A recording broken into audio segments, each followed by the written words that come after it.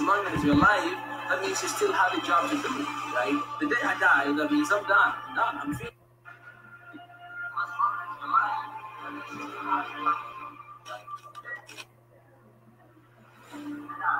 Hey everybody, how are you guys doing today? I'm so glad to come back here, and for some reason today I feel this energy and I just want to talk about change, man. I posted something earlier today, and this is what I said. If you forget about everything, just remember this one thing, that sometimes you might not get to see the change you want unless you change.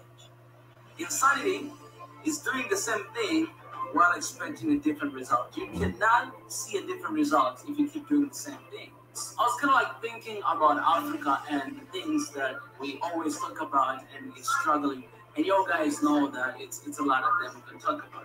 Leadership, corruption, economy, dependence, tribalism. We can talk about all those issues. There's so many things that we're struggling with. And maybe you might be tired hearing all these issues all the time, but we have to talk about them. We have to address them. You know what I'm saying? Because there are a lot of people who do not know what Africa is going through, wants to cover the issues that Africa is facing. And as a Swahili Nation One Africa, our job is to address them. Brutally be honest with ourselves in order to solve the problem. You cannot solve the issue if you don't know the source and what the problem is. The change that we expect to happen in our country, in our government, societies and communities, in our companies, whatever the change that you want, even in your life when you go to personal life, whatever the change you want to see, you have to know that you have to change. This is something that we act towards. If you want to see something change, then you have to change. Because sometimes the thing that you wanted to change is not an issue, but the issue is how you see it. And if you don't change your perspective, then you're going to keep seeing it negatively, right? That's how you will see it. So sometimes in order to change the situation and the negativity around you is by you becoming positive. If you become positive, you will see positive. Even if there's a negative things, but your mind will always direct you, will always elaborate things, will always lead you back to the positiveness, you know what I'm saying? Because that's where you are at it. And the change that we want to see in Africa, it can only happen if we do change. So instead of sitting down here and talking about change, I will go out and actually be the change that Africa needs. Hashtag Proud Africa, right? It's very easy for people to complain, to give up, right? Because you don't have to put on effort. It's very easy to lose hope. It's very easy to do that, you know what I'm saying? Because you don't want to care. If you care much, you're going to get hurt. You don't want to love, because if you love much, you might be betrayed, you know what I'm saying? So it's better to be on the other side of negativity. It's very easy to be the side of negativity than positivity, because if you want to be the side of positiveness, then you have to put on effort. And a lot of people these days, they don't want to put effort. So that's why they end up giving up. But this is a message for you, that you are the only one who can change the situation. You can change it.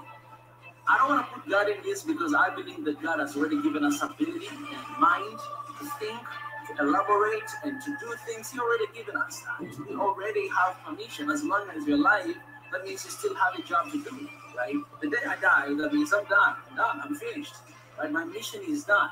But as long as I'm alive, it's because I still have something to do. So you already have that permission. But how do you go out and work on that? How do you use the that God has given you, and how do you take advantage of that opportunity to actually bring about change? How do you do that? And that's the question that I want you guys to think about today. And if you can, let me know in the comment section. And when I'm talking about change, I'm talking about, there's a lot of things you don't like it, right? Well, you can change it. As long as you see the problem, you have a solution. Things that you don't like it, I mean, you cannot love anything, everything. You cannot like everything, but there are things that can be changed. And if there's something you don't like, you cannot keep complaining, because it's insane, right? Doing the same thing and expecting different results. It's insanity. So you need to change. And how can you bring about change, right? To whatever situation that you see. So you can take perspective of your country, right? Things that you're struggling with. I love this one quote I saw on Twitter the other day, and I just had to repeat it because it was really well written. And she wrote this on her bio. She wrote, "Love for your country doesn't mean love for the president or for the leader. Ask yourself how you can contribute to your country." And it reminds me what, love for your people or for Africa, it doesn't mean that you have to love leader or whatever that disappoints you, because a lot of time we've been hiding under the shadow of, you know what, this government is not doing anything. You know what, there's so much corruption. No matter what we do, we're not going to be able to change. Well, love for your country doesn't mean that you have to love that leader who is screwing things up every single day.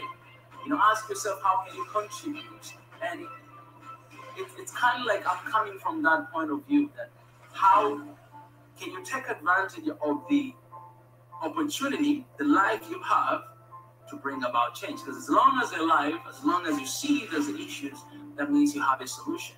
And you just need to figure out how can you figure out the solution. And our job here in Southern One Africa is actually to stir up the fire, right? So you might say that you guys are talking too much of this and that, but our job is to remind each other, is to remind that, you know what, we can actually bring about change. You know, we might not bring the solution sometimes because we don't have solution to every issue that is going on, right? But you guys have it, because you guys are going through, we are going through, and when we come together as one Africa, think about it, talk about it, I'm telling you, there's high chance, and I'm confident 100% that we're going to bring about change. And that's why I want to reach university students, I want to reach to all the students who will actually bring change to the next generation as soon as possible. So let me know, guys, in the comment section what you're thinking, what's your idea, what's your thought. And I think this will be an amazing time for you guys to motivate me as well and to inspire me. So I'll be checking on your comments and maybe we'll come up with something. I appreciate you guys. I love you. Be the change Africa needs. Proud of you. Love you.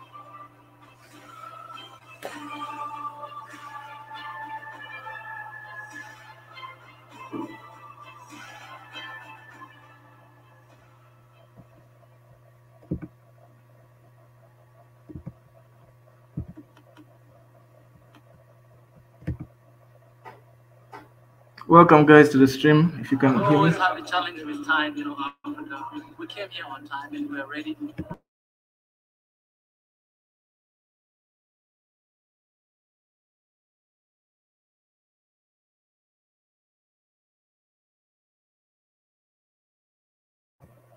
Welcome, guys, to the stream, and today we're talking about.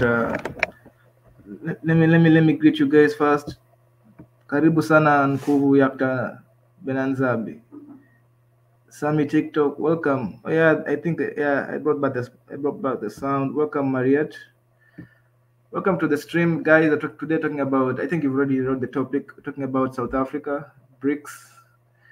South Africa is a member of this organization called BRICS, which stands for Brazil, Russia, India, China, and finally South Africa. So it's called BRICS. It was founded around in I think in 2015. So today we're talking about it. But before we talk about it, let's recap on the things that we used to look at before, what led to me choosing this topic. One of the things that actually led me to choose this topic was that we talked about poverty in Africa for like 3 episodes. Back, for those who have been following the Hidden Hand, we've been very active when we're talking about the topics about poverty in Africa. I think we did three episodes about poverty in Africa and the rise of developmentalism back in 1960, right? 1960. I think that brought the rise of developmentalism, which was a policy that was used all over the New World. The guys who were previously colonized, they used developmentalism, and because of that, we were doing good. Then something happened where we were crippled by debt. So all of this really is just is just a prelude to debt, right? So guys, welcome to the stream.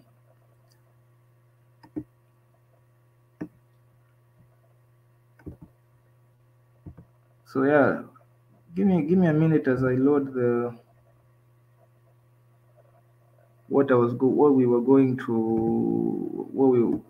the book. Today we're reading a book, guys, so hang in there. The book is called The Divide.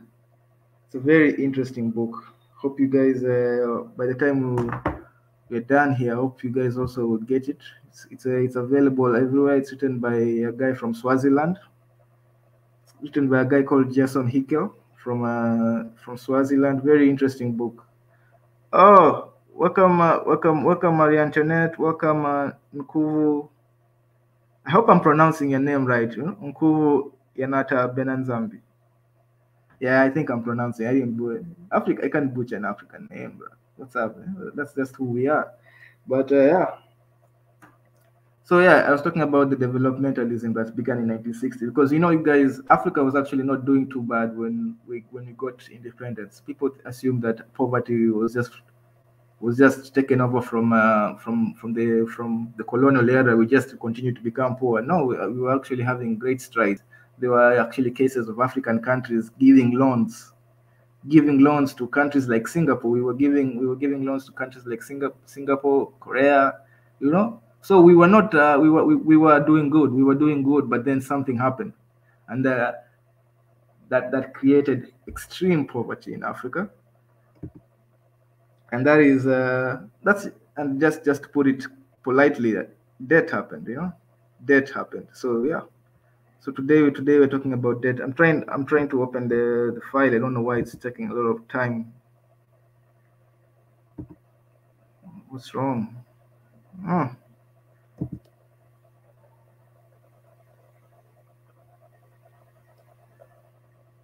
Okay. Give me some.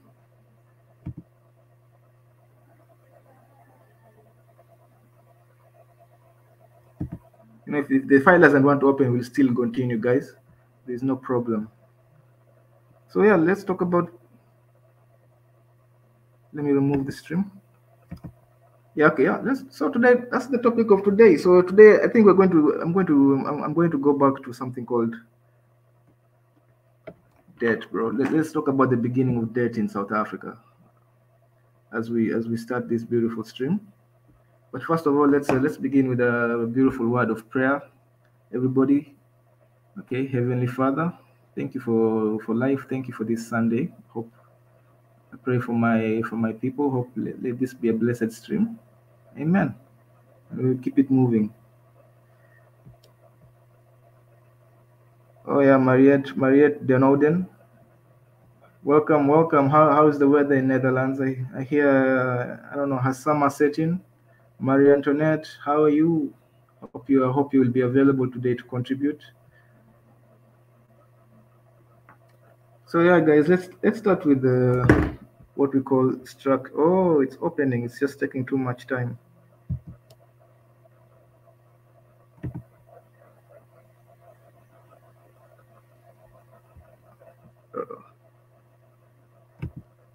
So yeah, let's start with the. Tell me, guys, if you can see what I'm trying to put. Oh, tell me, guys, can you see what I'm? Okay, I don't know. Let me see. Let me see.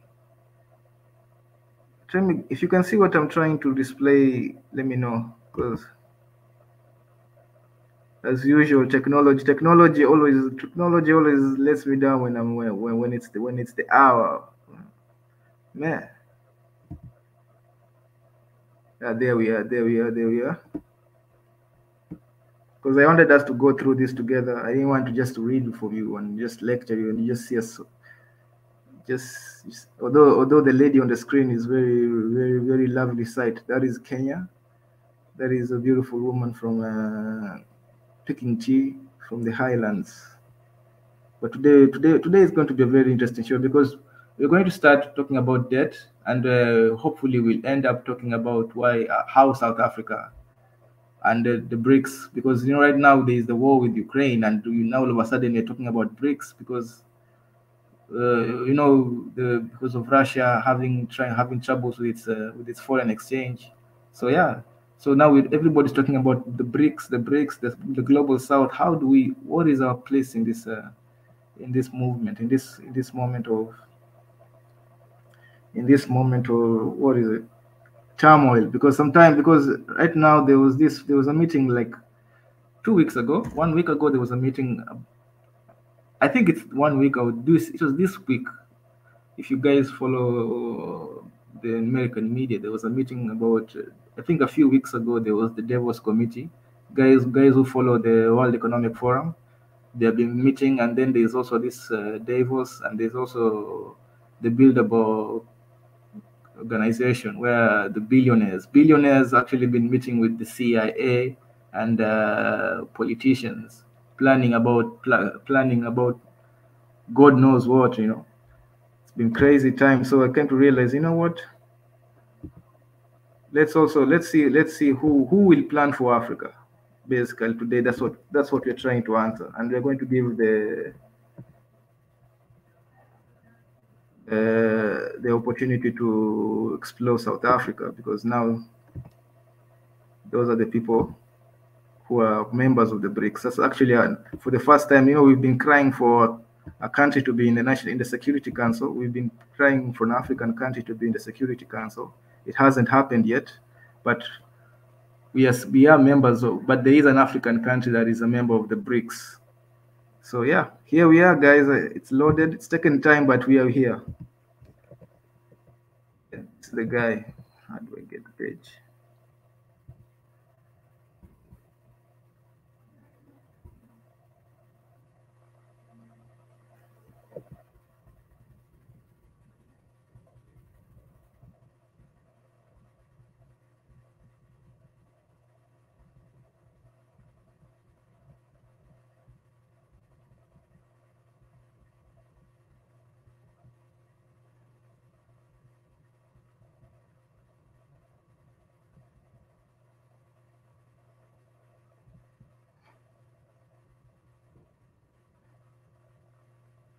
We're here.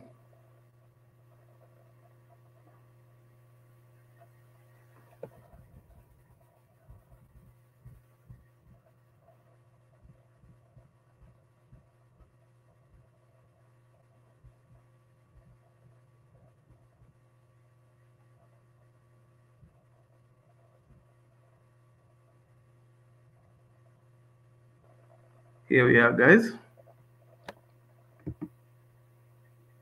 Hope you guys can see. Yeah. Oh, thank you, guys. Welcome to the stream, my people. We're beginning the lesson begins, man. Let's talk about this. So we're talking about the adjusted world. So when Africa was doing well, guys, what happened is that there was a market for debt, guys, and we took up a lot of debt. And because, let me just read here, the IMF and the World Bank, and because of debt, because there was a lot of debt, we took a lot of debt to develop, because, guys, for some reason Africans need debt to develop, which is not, it's not actually Africans. A lot of countries have always needed debt. That's why they've been, when you talk about the IMF and the World Bank, these guys were created to serve actually Western countries. Then they were created, some of them like IMF were created to serve Western countries. But then, after colonization ended, now there was they came from the new world. The global South became free.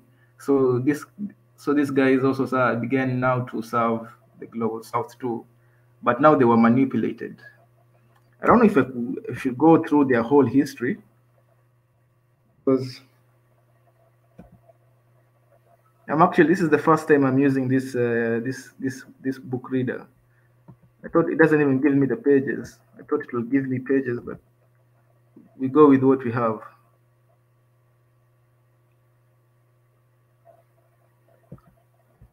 So basically, when the Western world, what's happening in the Western world back in the 70s and the 60s is what's happening actually right now, because when the Western world actually when there's too much capital accumulated by the global 1%, meaning that they are like the billionaires are getting excessively rich. The big companies, the Fortune 500 companies, when they get excessively rich, now they are left to answer this question: what do they do with their money?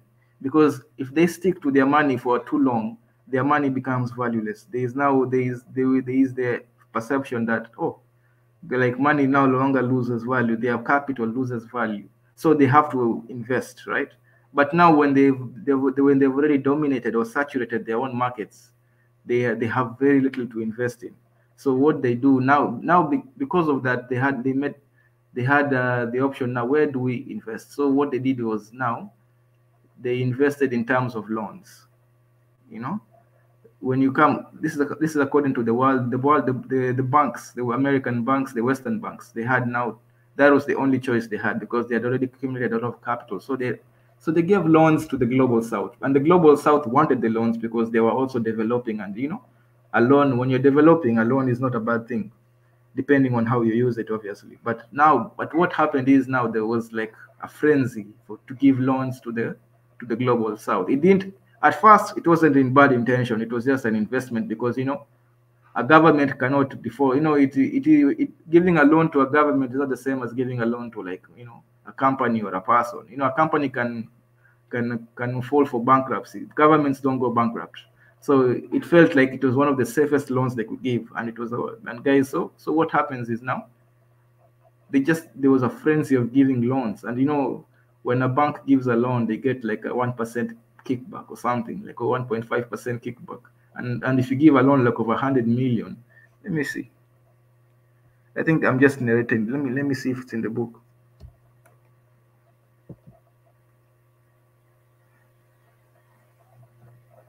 When you give a loan of like when you give a loan like 100 million, the bank receives or the people in the bank, the bankers, they receive a kickback of 1% or 1.5. So they get 1 million if they give a government a loan of $100 million. So you can find there was huge incentives. There was huge incentives to give Africans, to be specific, to give them loans. Because, when you give an African 100 million and your commission is like 1%, you become a millionaire overnight. And if you continue doing that, you really accumulate a lot of cash. So that was what was happening back in the 70s and the 60s. Now, there was nothing at that point. It was innocent. It was just, guys, it wasn't as bad as nothing bad. The rates weren't as bad. But then there was the economic crisis because of the oil, OPEC, then that Iran thing with Russia and stuff like that. So the interest rates went high. And now, when the interest rates of the loan gets high, Africans and the global South began feeling the pressure because now the interest rates of the loans are high. So there was now threat of default. Now, because there was threat of default, what happened is now the IMF was reformed. Now it became a debt collector. Like the IMF now was tasked to become a debt collector. Now it's basically, its role was now, hey, get us the money from the third world and or the developing world, to be politically correct. So what happens in in Africa now? In Africa, what they did was introduce something called structural adjustment programs. Now these were very harmful to African economies. Now I hope you can see the mouse. So let's start from there. So the IMF and the World Bank promised the world that structural adjustment will improve the economic growth and reduce poverty. But it ended up doing exactly the opposite.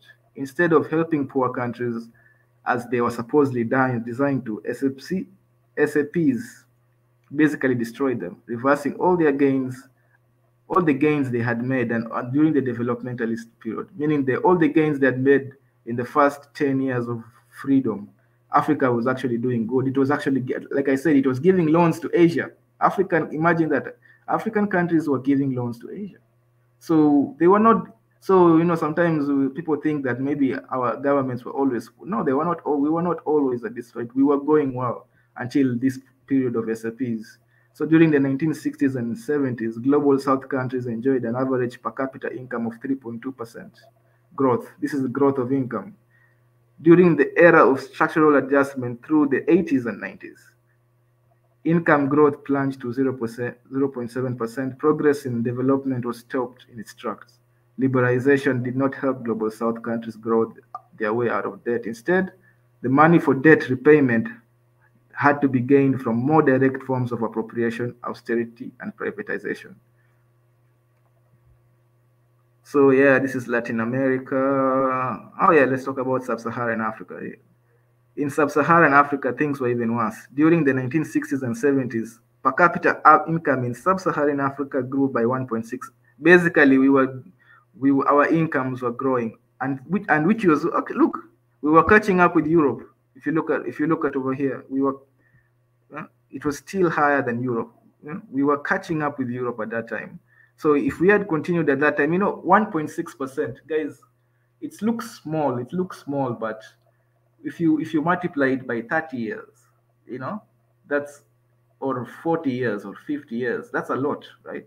When if you're higher than maybe Europe. So if your income growth, maybe Europe income growth was you are growing twice the rate of Europe in 50 years. You've grown. That's 100. You have grown. You've done 100 years of growth, and they've only done 50 years. So we will have definitely by now be caught up if we were going in the same trajectory that we were doing in the 60s. That's just like a fact. So where were we here? So during the Industrial Revolution, during the but now because of this SAP, so the Europeans, the Western world, they came together and they decided, you know what, we need to do something about this, and they introduced the SAPs. So when the structural adjustment was forcibly applied to the continent, per capita income fell at 0.7%. That's almost half. So the average country shrunk by about the GNP there. That's the income. That's 10%. Yeah, basically the economies of Africa were shrinking at that point. An economist in the University of Massachusetts, Robert Pauling, calculates that developing countries lost roughly about 480 billion per year in potential GDP during the 1980s and 1990s as a result of structural adjustment. To get a feeling of how much this is, total annual aid disbursements during the same. Oh my God! Now this is something also people don't understand, because actually this is if you get the book, this is called The Divide. If you get this book, it talks about how when the Western world gives aid to Africa, and how much Africa is losing. Like, right, Africa in the 1980s and 90s was losing 480 billion.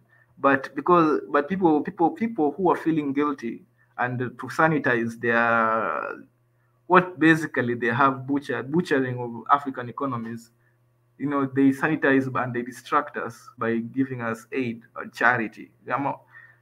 By like, hey, let's donate to Africa, and that was just 100 billion compared to the 480 billion that was lost. So in other words, and this is just per year, by the way, this is 480 billion per year. In other words, losses due to structural adjustment outstripped gains by aid by a factor of 5. It will be difficult to overestimate the scale of human suffering and the loss of economic potential that these numbers represent. Indeed, structural adjustment turned out to be the greatest single cause of impoverishment in the 20th century. The number of people living in less than $5 per day increased 1 billion. This is the global number. So here's the graph of what we're talking about here. This is Latin America. Here is Sub-Saharan Africa. Let's block that shit. GDP per capita and some. You see, this is how we were going until 1976. We were in a trajectory of GDP per capita. So basically, if we were going on this trajectory, we will be But then what happened? We were stopped on our tracks in the 1980s. Yeah. So basically, that's the graph. Okay, let's talk about Africa. For instance, Africa, which suffered a total of 31 structural adjustment programs during the 1980s and 90s. In Dar es Salaam, my brother Mika, this is where his city is, public expenditure per person was cut by 10% per year during the 1980s. In Khartoum, which is in Sudan, North Sudan, 1.1 million people were added to the ranks of the poor. So basically in Sudan, 1.1 million people became poor during the 80s and the 90s, because they had lost their jobs, and because of and this is happening right now, guys. If you look at this was in the 80s, but if you look at the news right now, you find that SAPs are back in Africa.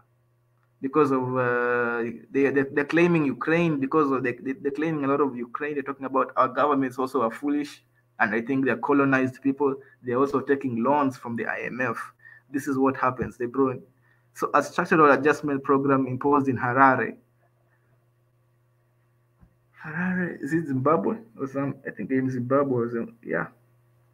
1981 raised the cost of living by 45%. Guys are talking about, if you guys are talking about inflation, this is it. 100,000 ended up hospitalized due to the malnutrition. In Cote d'Ivoire, the tiger of West Africa, poverty doubled in a single year between 1987 and 1988. If you have seen your country, holla around here, just holla in the comment section, because I'm sure even my country was among these guys. I think it was just basically most of sub-Saharan, because they said it was 31. So 31 countries in sub-Saharan Africa. That's, I don't know how many. I don't know how many countries are in sub-Saharan Africa, but probably that's just majority of sub-Saharan Africa. In Nigeria, the poverty rate rose by 28% in 1980, 66%. Whoa. In 1996, from 1980 to 1996, 66% of Nigerians became, poverty rose by 66%. Crazy. Algeria, the government was made to privatize 230 farms, fire 130. Poverty rates rose by 15%. Yeah. So Latin America. Oh, okay.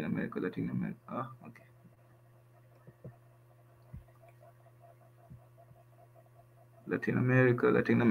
Basically, the same thing was happening not only in Africa, it was happening also in Latin America. So let's ask here. Here's the question that we are asking: why did structural adjustment have such a negative effect on growth and incomes? With the benefit of hindsight, the answer is relatively easy. Forcing governments to repay their debts, because that was what now the work of the IMF right now. It was changed. It wasn't. This was the original work of IMF, but now this is the work of the IMF right now. It is the debt collector for the rich countries. So when you see IMF in your country, just know IMF is coming to collect debt. So forcing governments to repay their debt at exorbitant interest rates, and forcing them to take new loans in order to cover the old ones.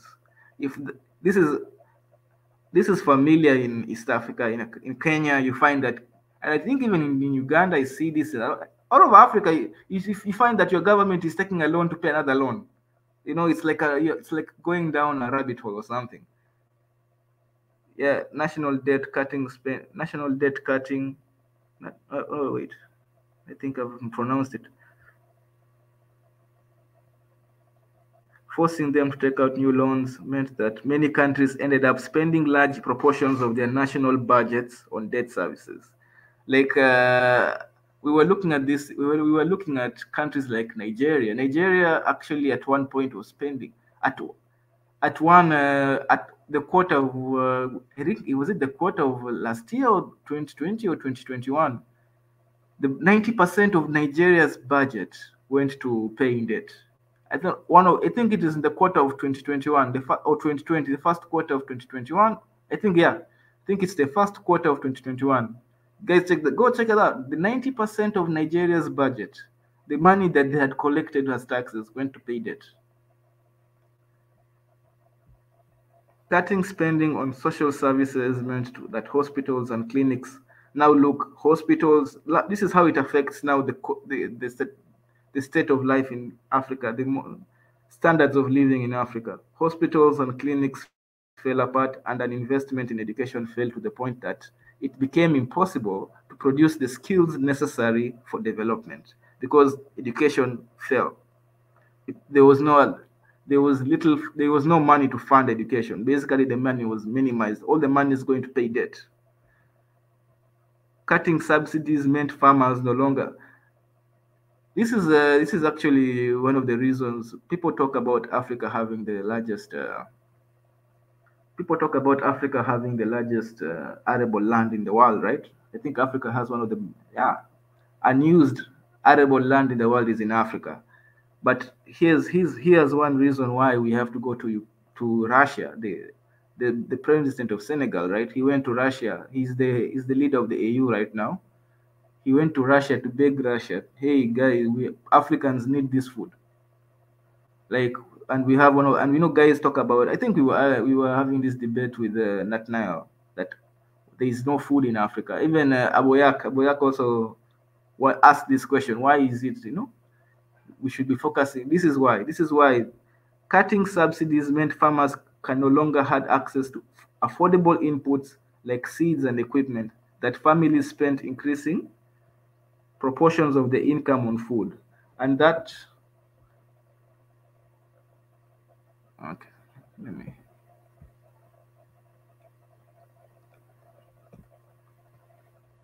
where am I? Oh. Proportions of the income on food, and that infant industries that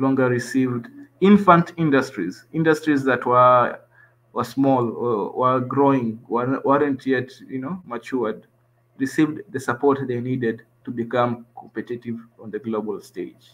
Basically, subsidizing of industries. That's why this thing, it had a lot of knockoff effects of a lot of things. It really broke down everything. Privatization meant that key public services were run for at a profit, which raised prices out of the reach of the poor.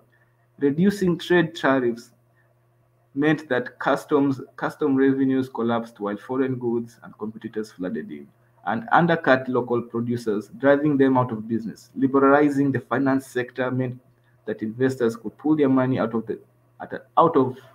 at the drop of a hat, which left finance dangerously unstable and unpredictable. So yeah, in short, structural adjustments reversed the very policies that the global South governments needed for development and poverty eradication, which they had used. So basically, it reversed everything that we needed to do. The progress that we made in the first 10 to 15 years of independence, because there was a lot of economic projects. At that time, our economies were equal to East Asia. These Asian tigers, Africa and Asian tigers, we were growing at the same rate. Our economies were all equal. Then this happened. So yeah, but we shouldn't be surprised about these results. Obviously there's a double standard. Western policymakers told developing countries that they had to liberalize their economies in order to grow, but that's exactly what the West did not do during their own period of growth, right? I think we already talked about this in one of the previous episodes of Hidden Hand. I think we already talked about how the West developed through accumulation and high tariffs and trade barriers, so that their infant companies could grow and mature to be able to compete in the global stage. But Africa, we never got that chance.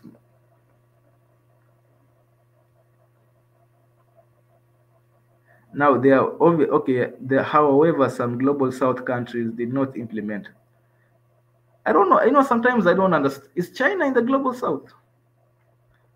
Where is the line? Where is the line of the global South? Is it south of the equator, or is it, because China is north of the equator? So I don't know. I don't know how, but yeah, but apparently it's part of the global South.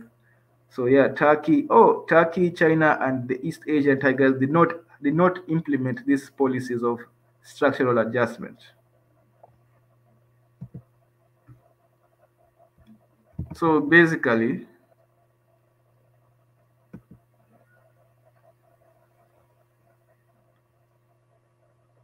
let me see. Basically,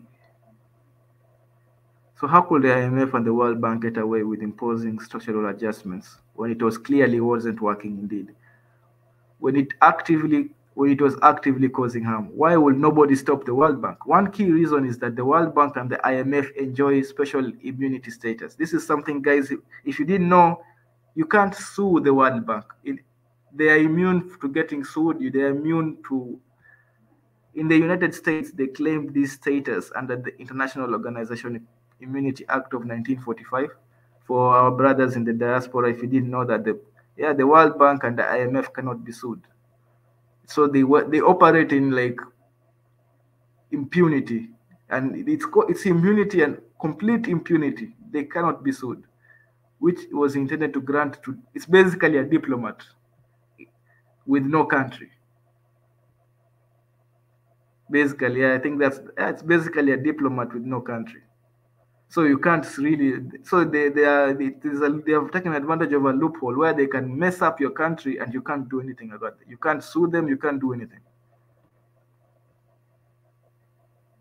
The IMF and the World Bank are covered by these laws, even though they are very unlike other international organizations. After all, they actively determine economic policies in the global South countries. By virtue of this arrangement, no one can sue them. Even when their policies cause tremendous, you see, you can't sue them. Even when their policies cause tremendous damage, you cannot sue them.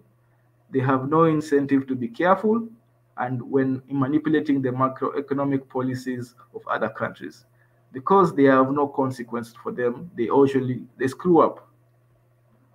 All of the risks belongs to the debtor country. Basically, if you're dealing with the IMF and you do what they tell you, they don't have any whether they are wrong or right, they don't feel the consequences. You feel they can't, even if they did something to you and it ended up destroying your country, you can't do anything. There is no place you can appeal, there is no place you can sue, there is nothing. They are basically, sometimes at least sometimes sometimes we argue with people around here, but it's always good to know how the world really works. Many have tried to sue the IMF and the World Bank for damages. All have failed. But there is a second reason why, that the IMF and the World Bank have been able to power through with structural adjustment programs, despite their dismal record, and it has to do with these two institutional, the way they governed. Voting power in both is apportioned according to each member nation's financial ownership. Basically, US holds about 16% of the shares in those banks, therefore wields de facto veto. Basically, okay. Everybody knows that the World Banks work for the US. The next largest shareholders is France, Germany. It's the G7. Middle and low-income countries, which together constitute some of 85% of the world's populations, have only 40% of the vote. In other words, in every single country in the global South, even if they all united, even if all of Africa, we like to, if we the way we talk here, one Africa, if Africa united, there are benefits. But do you know that if Africa united, the South America united, if we all united against the IMF, we will still not have enough votes. That's how it's been designed. So yeah, here is but it has a lot of scandals, like a number of insiders and defectors of the IMF and the World Bank. They expose their misdeeds. For those who like reading books, this guy, he was a former chief economist of the World Bank. He has written books about talking about what they really do. He was one of them here. He's written the books. I think I'll check out his books, guys, and maybe I'll post them in the group. But also, if you want, you can check out I'll butcher his name. Joseph Stiglitz. He was the former chief economist of the World Bank. He wrote. There is William Easterly also, senior advisors. They have talked about this. They talked about how they are used to destroy the global South.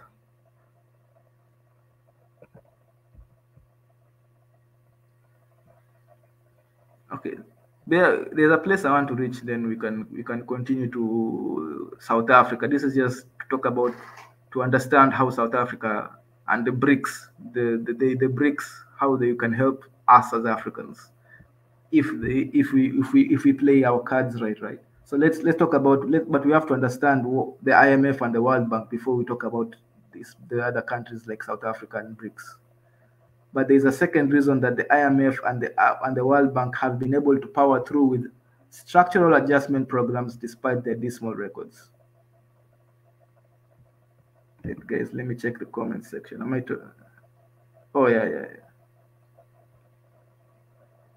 Sorry, guys, if I'm not reading the comment section. But let me finish up with this, then I'll come back to the comment section. Hope you guys, at least you guys can hear me. Okay. So there's a second reason why the IMF and the World Bank have been able to power through with these programs, despite their terrible record, by the way. It has to do with these two, how they are governed. Voting power. Oh yeah, I've already talked about this.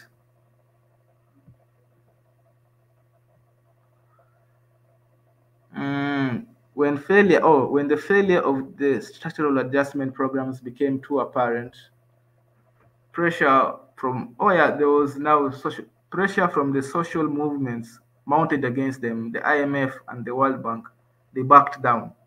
At the end of the 1990s, they made a show of replacing the SAPs with poverty reduction strategy papers. The new PRSPs were supposed to bring in more. Obviously, this is just PR, more local ownership of these structural adjustments, and require countries to focus on poverty reduction as a condition for receiving loans. But it was little more than it was a little more than a PR act. Yeah, for underlining most of the policies remain the same. And only substantive difference is that they allow a bit of more room for social spending, basically. Okay, let me get the next page that I wanted us to see.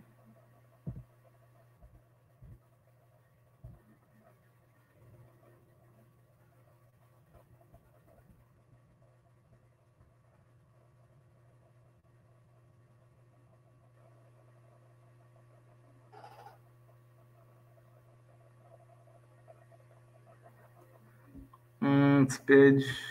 How do we change pages on this thing?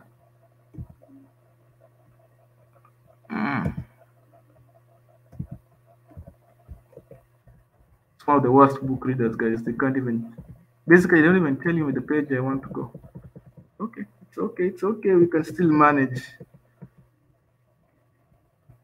Welcome, Jonathan. Welcome, Marie Antoinette. Argentina called the Pope to plead for debt restructuring with the IMF on their behalf. Their faith. Let me post this here.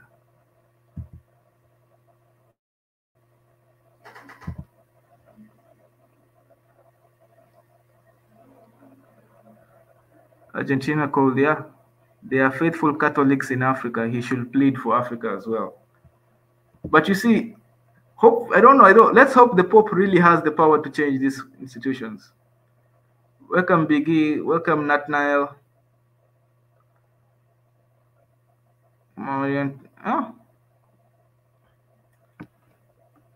Originally, wasn't it only brick? Yeah, it was brick, but South Africa was added.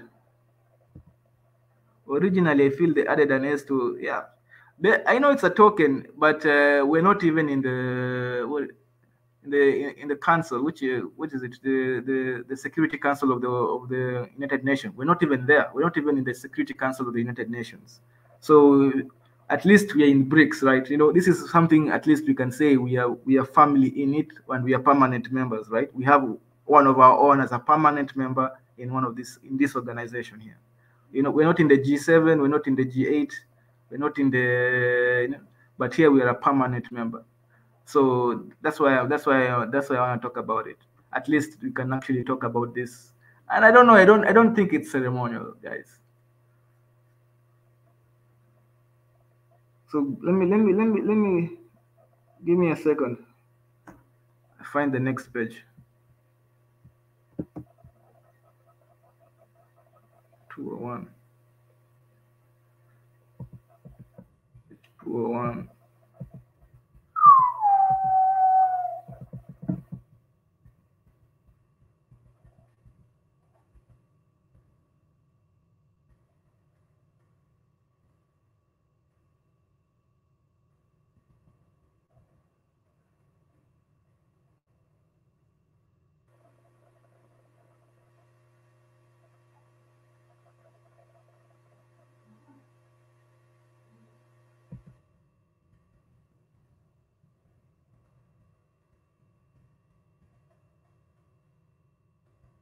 But this is a very, very, very beautiful man, bro. What's up with you?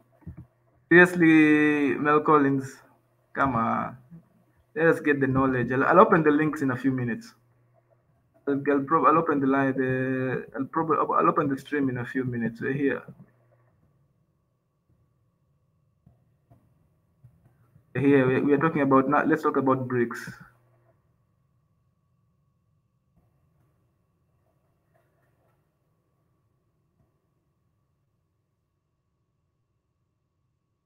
Welcome Tanzan to the stream. So yeah, I think we've reached the level. I think we have reached. That wasn't that far. That wasn't that long. Perhaps one of the most important steps to abolish debt burdens.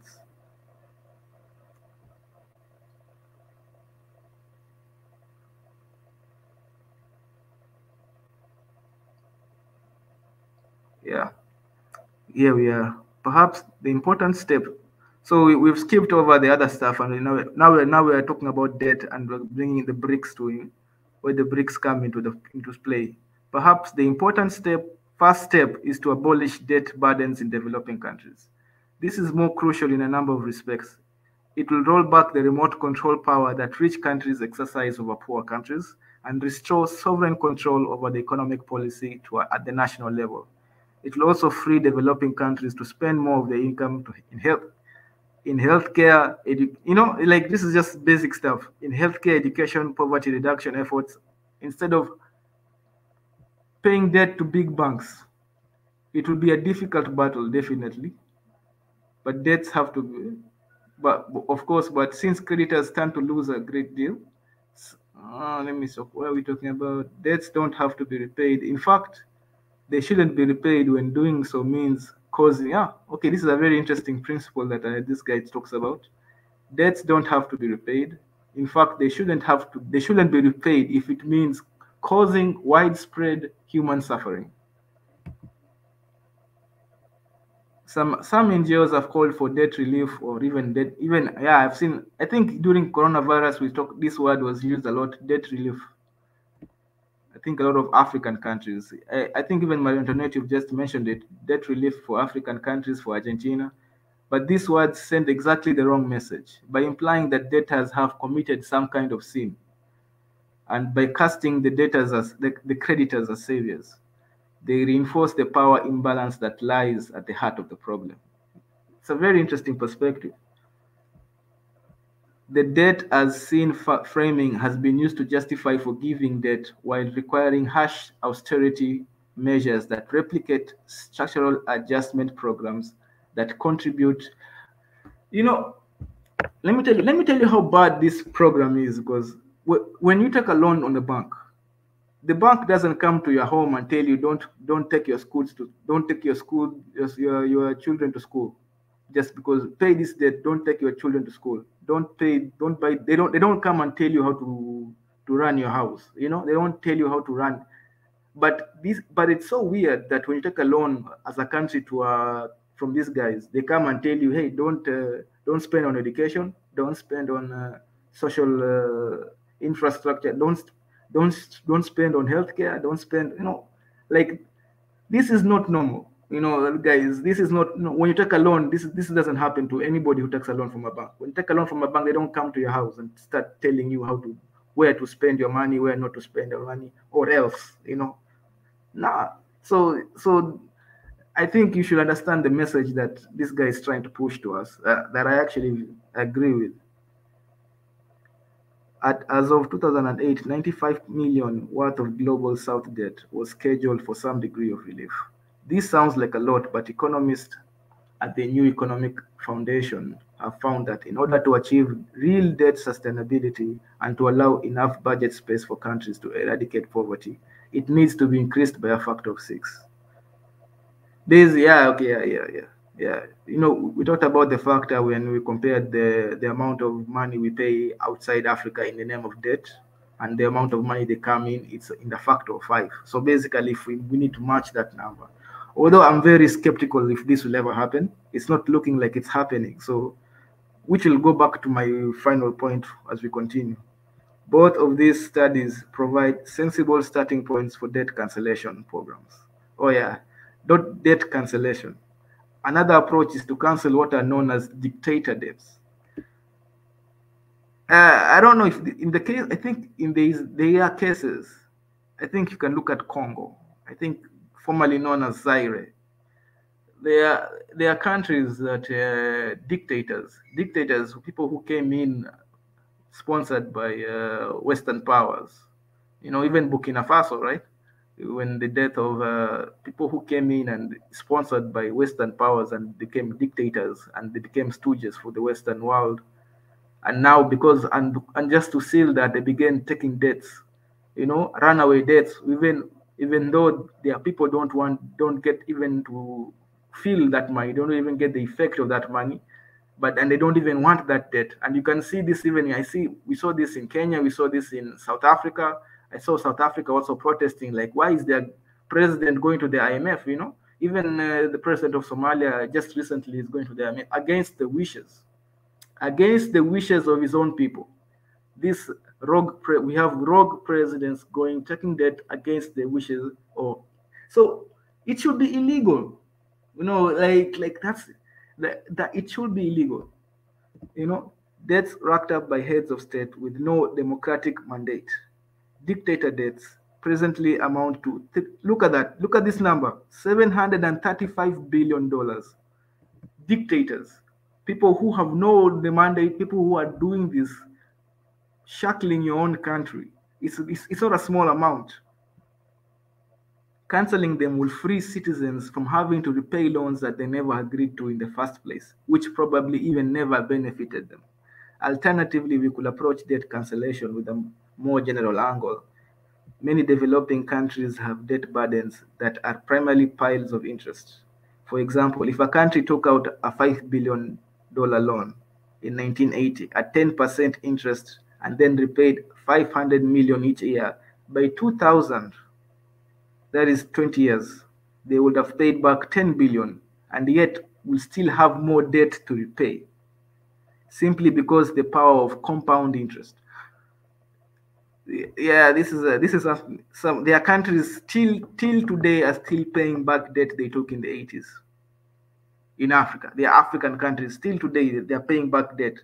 And now if already you've paid 10 billion, that's half the money you took, and still you're paying, you know. Low-key, I think slavery is, you know, it's almost, it's slavery with just extra steps.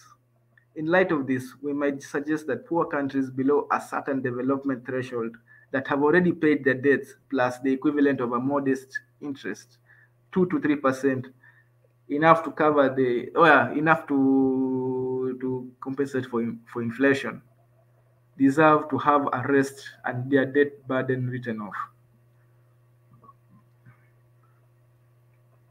But regardless of how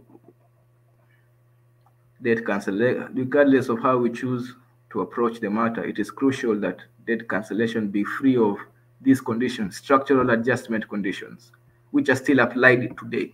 Till today, this is happening, guys. So I hope, guys, the hidden hand is also opening your eyes when you watch the news, when you watch the IMF, what it's doing to your African country. You'll get to know, you at least maybe by now, hopefully you've known that, okay, we will have the eye to catch what's happening, because a lot of Africans, we are not aware. We just hear IMF and we don't even know what they're doing. We don't when we hear IMF pushing macroeconomic policies, we don't know. We don't know their part, and sometimes we blame poverty in our own people. We blame it, but sometimes it's not even. We don't even have any. We don't have any say. Sometimes even a leader comes in, and he had many good promises, as Professor Ezra actually used to say, that sometimes a leader is not even able to fulfill his campaign promises because he finds, oh my God, we are shackled with these guys, you know. So sometimes, sometimes it's good to understand. It's very good to understand the politics of our country, of our countries.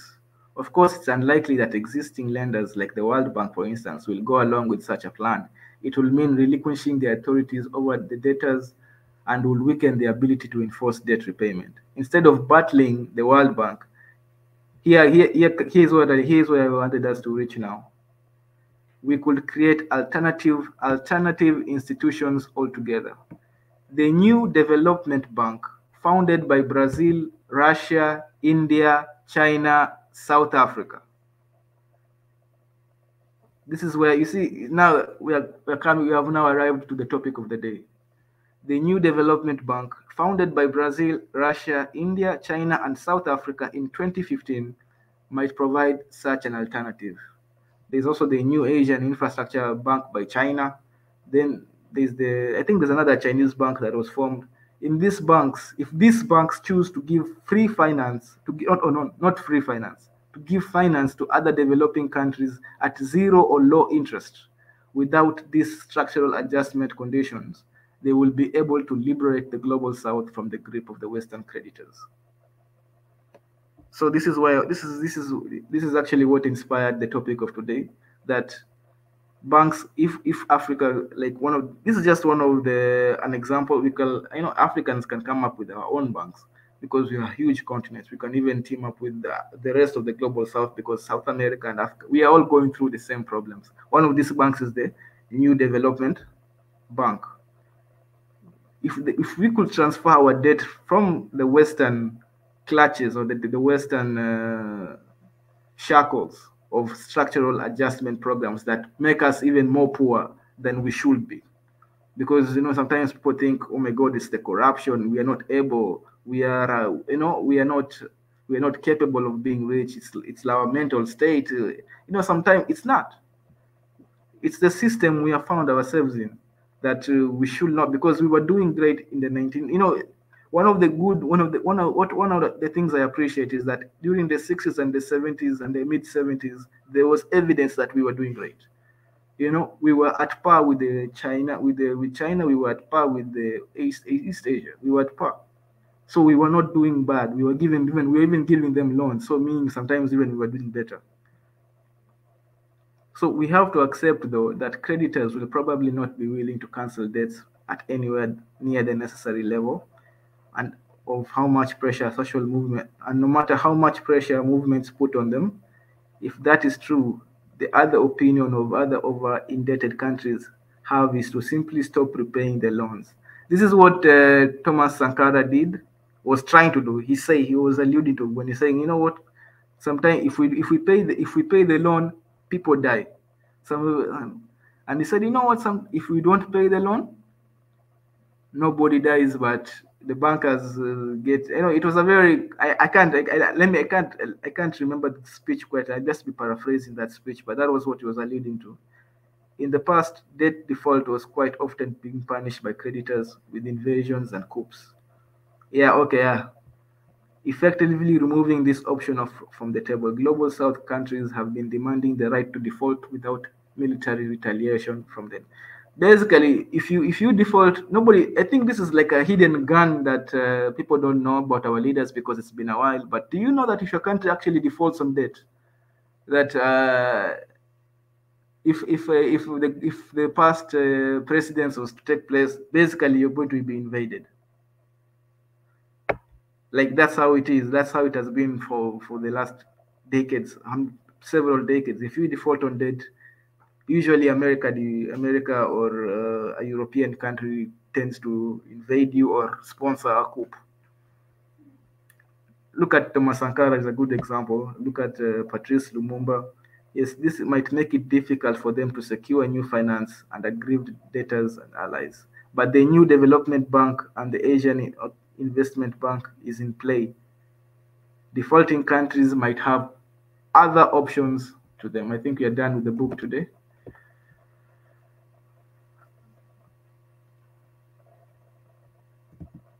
Yeah, man. What's up, people? Welcome to the stream. Let me check out the comments. Habari Nanta. Welcome, Tanzan. Nkuvu Yanta Benz. I think this is why reparations is important. Nantnael Mobutu had twice the amount of the country debts in his accounts. time. Oh yeah, these are just greetings. Everybody's greeting each other. I hope you guys have you've met each other. Okay. I think there's another link I'd like to show before I open the stream. Let's see if I can get it.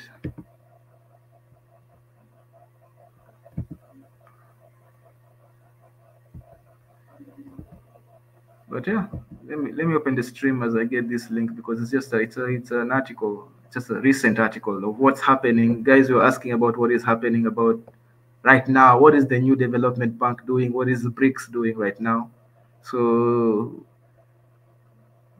let's see if I can. I think I can show you guys. I think I can.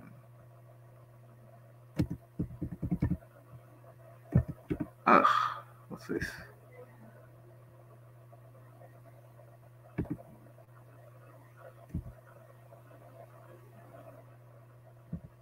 So yeah, let me. I'm posting the stream right now.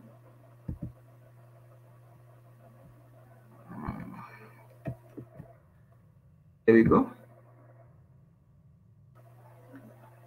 Yeah, guys. So yeah, join the chat as I look for. Join the conversation as I search for the latest. Now, this is the latest news article that talks about what BRICS is doing today.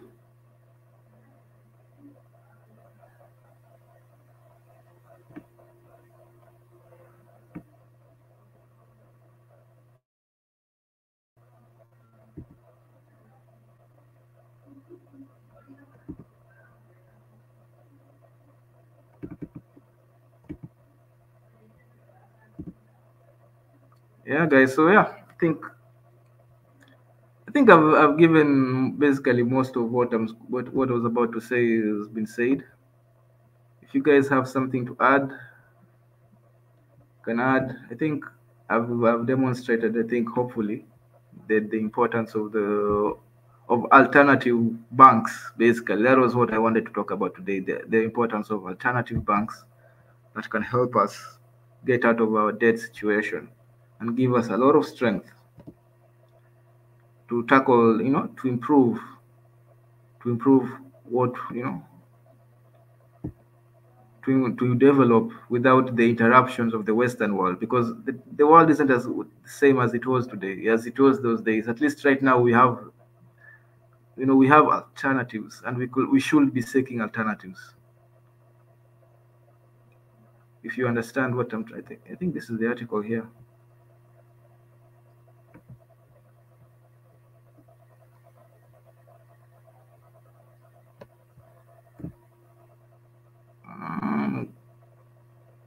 A lot of development. Africa must be allowed to use its scarce resources.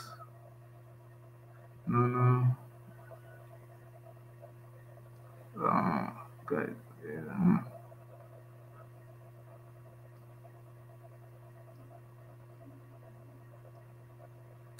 Yo, I might have lost that article. So,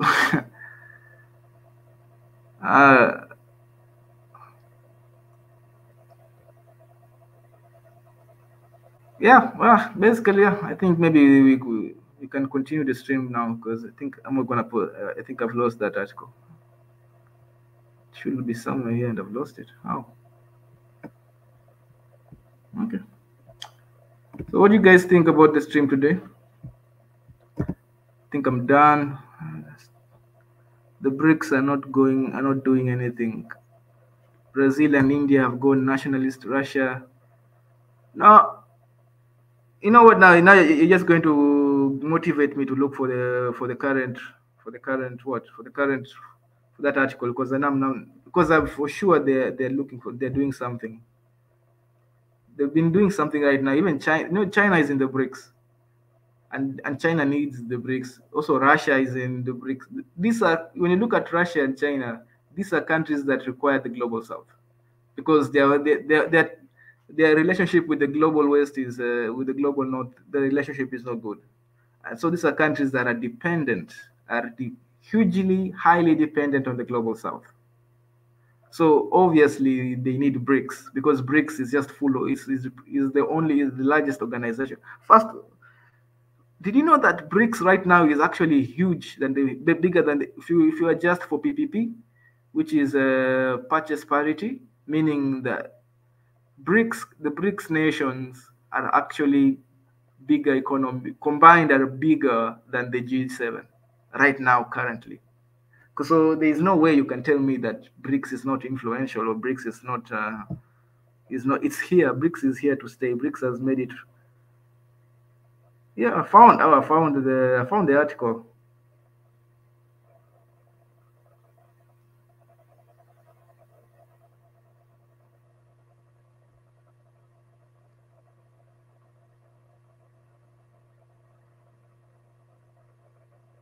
Yeah, oh it's yeah.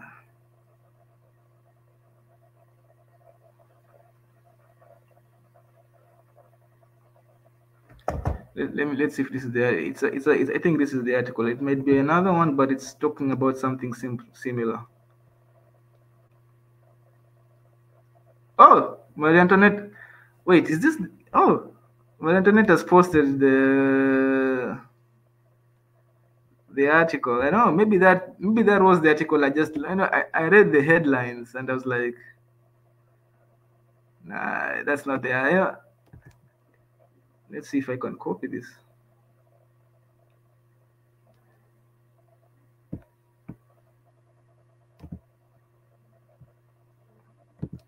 Now the problem with here now is that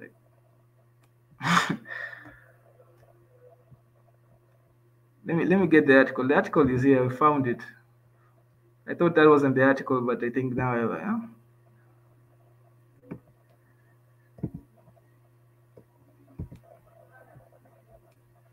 see if I can share.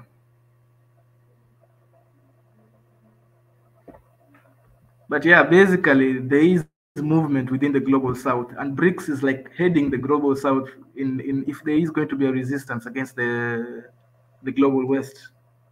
BRICS is the one who's going to help because the world is dividing right now. the world is dividing, so yeah, they will be definitely.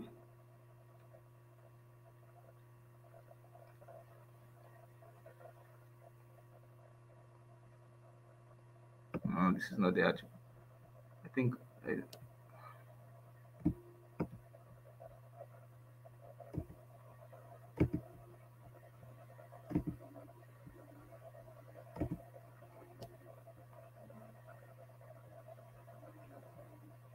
Now, I saw a very good article about how I think this is it. I think this is as close as it gets, but it might not be the actual article. Here we are. Here we are. Here we are. There we are. Ah.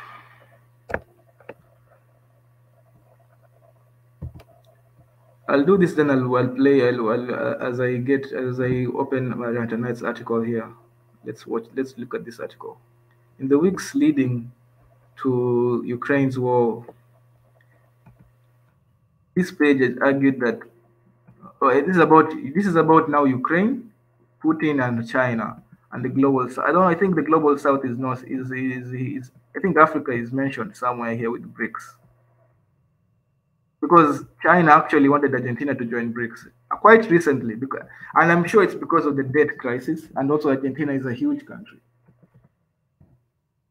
So yeah, in the weeks leading to Ukraine war, this page had argued that Biden should make a deal with Putin. We argued that it was in the interest of the US that the Chinese have to prepare for the possibility that they, instead of United States, may face a two-front war. We don't know for certain whether Russian neutrality. You see, this guy was like, Russians are white like us. So we can say now, but okay, it's a very interesting perspective. We don't know for certain whether Russian neutrality in the Sino-US relation in exchange for ceding Russian influence in the eastern Ukraine was ever on the table. But the possibility is now definitely foreclosed. With an all-out Russian assault on Ukraine, the unified Western response is the only question now is whether Chinese will reject the marriage forced upon them by the West. Most analysts seem to believe that China could be expected to see the light and go along with Western containment of Russia. Ian Rachman laid out the case for why Chinese would be well advised to throw Russia under the bus. It is hard to play the long game if you tie yourself with a reckless gambler. These are just quotes. Or China will become a parade. These are just quotes. Okay. Argument is not entirely outlandish, but we are not so convinced. It seems to us that we are missing the obvious case to the contrary. If the West manages to crush Russia, where does that leave China in its confrontation with the West? China will be down a great power ally, one with an actual second strike capability against the US. The increase in Western power and prestige.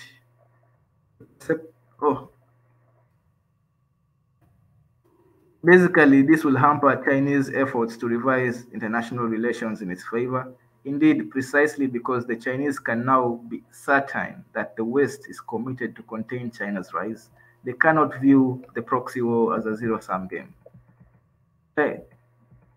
China and Russia are taking turns in bearing the heaviest weight in terms of resisting the US hegemony.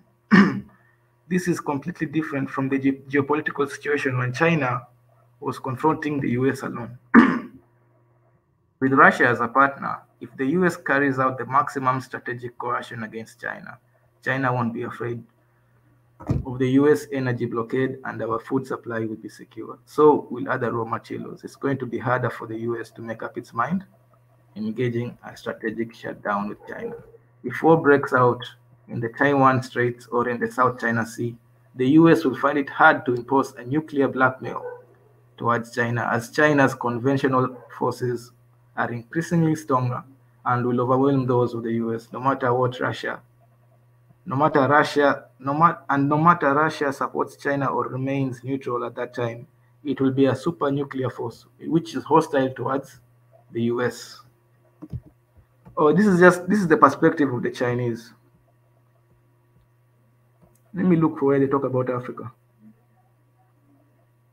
Oh yeah. Here's where the development bank comes in. Speaking on blue banks, a message has been sent to all the countries that they cannot count on these money stashes that are usually to actually be theirs in the event of tension. As such, it may make less and less sense for the global reserve managers to hold dollars for safety, given that they could be taken away. They could be taken right away when they're most needed. Here is I found it. This is the article, guys. With the possible exception of China, Western analysts have pretty much ignored the response functions of the non-Western great powers. But it is important to pay attention to the non-Western great powers because we are no longer in a world dominated by the West. So yeah, I found this is the article. Indeed, thanks above to all Chinese growth, the economic throw weight between the BRIC countries is now great. Oh my God, they didn't put South Africa, man. Oh. Countries are now greater in PPP terms. The BRIC countries are now greater in PPP terms than the G7 combined. When Goldman and Jim O'Neill came up with the BRICS concept in 2001, they wanted to highlight the future rise of the non-Western great powers and the opportunities and challenges that attended that world historical development. But the club was never, let me make this bigger. But the club was never a coherent geostrategic alliance located deep within the American hemisphere. Brazil was always the odd one out, at the center of the global politics instead. And it is there where we must pay attention and understand the ramifications of development since the war began. India is so he's talking about the BRICS. So he's begun with Brazil. Sorry guys. Let me take a sip of Robusta. Brazil was always the order. He talked about Brazil. Now it's talking about India. India is now in a pivot state. Before the Ukraine war, it was hard to disagree that India feared China and was a Western ally. After all, China is an economic monster whose economy grew by the size of India every year. That calculus may no longer hold. In order to appreciate this development, it's talking about India, how India and Russia have a close relationship because Russia arms India primarily. You find, and it's also within the neighborhood of India. So it cannot make an enemy. India cannot make an enemy out of China and Russia. And the China actually went ahead. I'll post the article here. I can't read it all, but I'll post the article that China actually went ahead and said if China and India spoke with one voice, the whole world would listen. If China and India joins hands, the whole world will pay attention. This is the Chinese foreign minister. So an alliance of China and India will be nothing short of a Western nightmare. For such an alliance, we will military turn the Indo-Pacific. The Indo-Pacific, Africa is actually part of the Indo-Pacific, but we are rarely mentioned. I think probably because we don't have a threatening military or something, but things might change in the future. After all, making enemies, this is about India. One should not underestimate the attraction of post-colonial elites to charting an independent cause. Meaning the post-colonial elite, these are now Africans, because most of the African elite were leaders or have connections with the leaders from post-colonial stuff. So, and I see this in East African community. If you look at the East African community, specifically Rwanda and even Uganda, you can start to see that the elite in the African community, they are starting to be brave. Even they're talking against the West. Usually they never talked against the West, but these days, even the president of South Africa, you find he's a bit brave now. He can talk about against America, and so you find that the global South and the elites in Africa, they're becoming more brave, and they are tempted, and they are tempted to cause their own way, just to make their own way, to be independent, because that's a very huge temptation for them, because before that they were taking orders from the West, but now they are given this temptation, like, wait, we can actually be free and dominate in our own right and be our own leaders as our own, because nobody likes to take orders, even if you're taking orders, whether you're taking orders from the West or the East. No, it's not something. I don't think I will argue that our leaders don't enjoy it also, even though they benefit, they don't enjoy it. Everybody wants to be the top, right? Everybody wants to be able to be independent and make their own decisions without being told, do this, do that, do that. So this is actually this might actually tempt these formations. People, I think the West has underestimated, and even us as Africans, we underestimate that how much our leaders want to be independent too. So this article actually talks about it. I'll post it on the chat room so you guys can see. One should not underestimate. Yeah, not only can you play off one side against another with the rise of China, also Africa has now an option. Before, in the 70s and in the 70s, 80s, in the 80s and the 90s, we didn't have BRICS. We didn't have the New Development Bank. So these structural adjustment programs, they really hurt us because we didn't have any other alternative. It was either we listen to the West or nobody else. But now we have China, and I know, guys, we really like to complain about China's loans, which, by the way, they are predatory to some extent. But they have given also our country. We have to also accept that they have given our countries some space to diversify. That we can diversify our portfolio, our loans. That we not that the whole, before it was all our loans were dominated by the West. IMF, World Bank were dominating the loans. But now we can at least diversify so that we're not entirely dominated by one entity or one organization is dominating our economy. That is why also you find that the West is pushing this campaign against Chinese loans. And you can see they're always pushing. If you look at all, they're always raising the alarm. The US is always raising the alarm, like they care about Africa. Like they, no, Africa is. If just look at the alarm when it's raised. The other day they were raising the alarm about Kenyan port. They were raising alarm about the Ugandan airport. You know, because this Chinese loan is a direct competitor to their loans.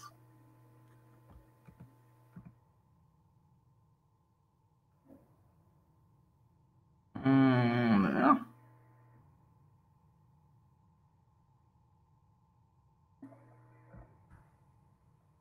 I think, yeah, I think we're done here. Given the perfect storm, high inflation, monetary tightening in context of high debt service ratios and soaring energy and food prices, we must be prepared for an extended period of global instability, global geopolitical polarization taking place under very adverse macro conditions will put even greater stress on relations between great powers. It is extremely important at this crucial moment in history that for Western powers to not overplay their hand.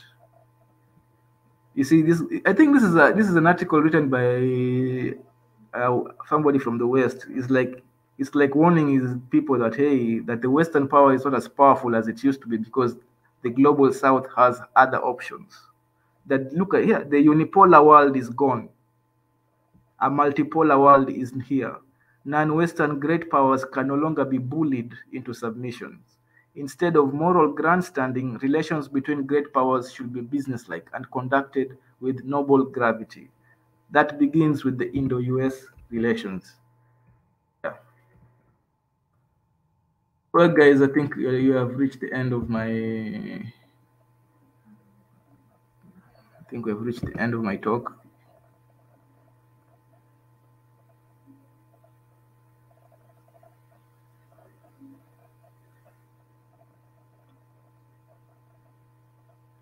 So yeah, welcome.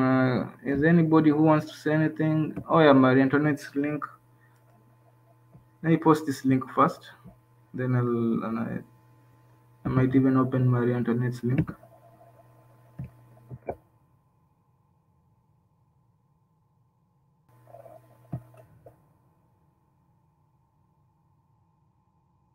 This is the link that we are doing today. Let me see if I can get. I can't post Marie Antoinette's link. I can't seem to open Marie Antoinette's link from this part. From this, let me see if I can open it from the YouTube channel from another tab. But yeah.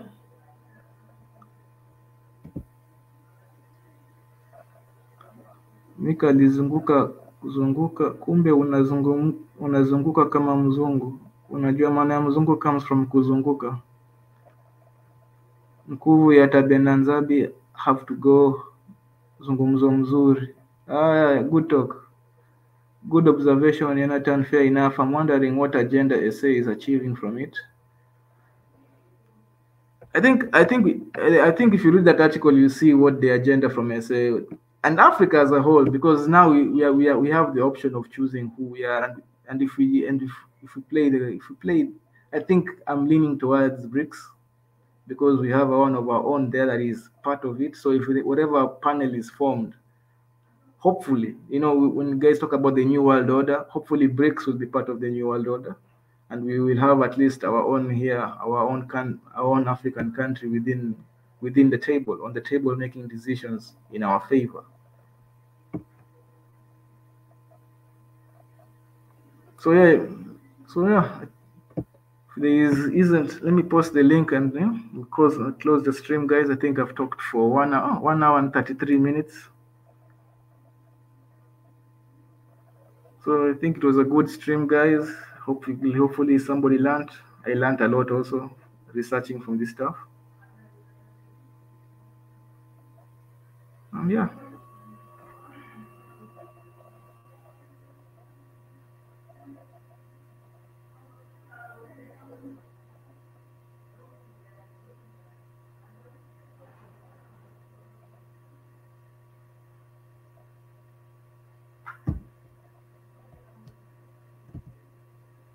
So guys, like, share, subscribe, join. Like, share, subscribe, join the other. We have a sister channel, One Africa. The One Africa channel, which is our sister channel, just in case we have troubles with this channel, we usually go to the other channel. Also, remember to join in tomorrow. Mika will be conducting a very interesting interview by 9 o'clock. So guys, tune in. Tuesday we have Tanzan, who is here. She's talking about African traditions. Wednesday we have Professor Ezra himself talking about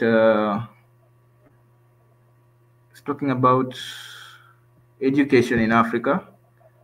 I'll ask him about how these loans affect education in Africa, because they just recently, the IMF, I don't know what they actually push legislation in our countries. If you don't know, sometimes you don't know your leaders are the source of legislations in your leader. Our leaders are pushing, especially if you don't. There's this silent legislation that is passing through Africa. It's been passed in Tanzania. It's been passed in Kenya. I don't know if it's been. I think it's been passed in Uganda. I think South Africa already passed it. It's about seeds. Check it out. Like there's something about no distribution of seeds or something, because seeds are patented by the multinationals, the global multinational companies. So they have been pushing for this legislation where you're not allowed to share seeds anyhowly. So yeah, go check that out. Thursday we have Dr. Ebenezer himself talking about the potential of Africa, which is also something you guys need to check out. He talks about last time we talked about legalizing. Very heated conversation, but yeah, we talked about legalizing. But he talks about much more complicated stuff, or much more stuff, a lot of potent stuff. You can see Friday we have the weekly recap by Pastor Ezra, the second Ezra we have here, Pastor Ezra, which it's usually a chill day, goes for a long time. Talk about what's happening this week. Saturday was a very great conversation. If you guys saw, it was with Biggie. We talked about diaspora talk. But what else? Let me. I found the tab for Marie Antoinette. Let me share it.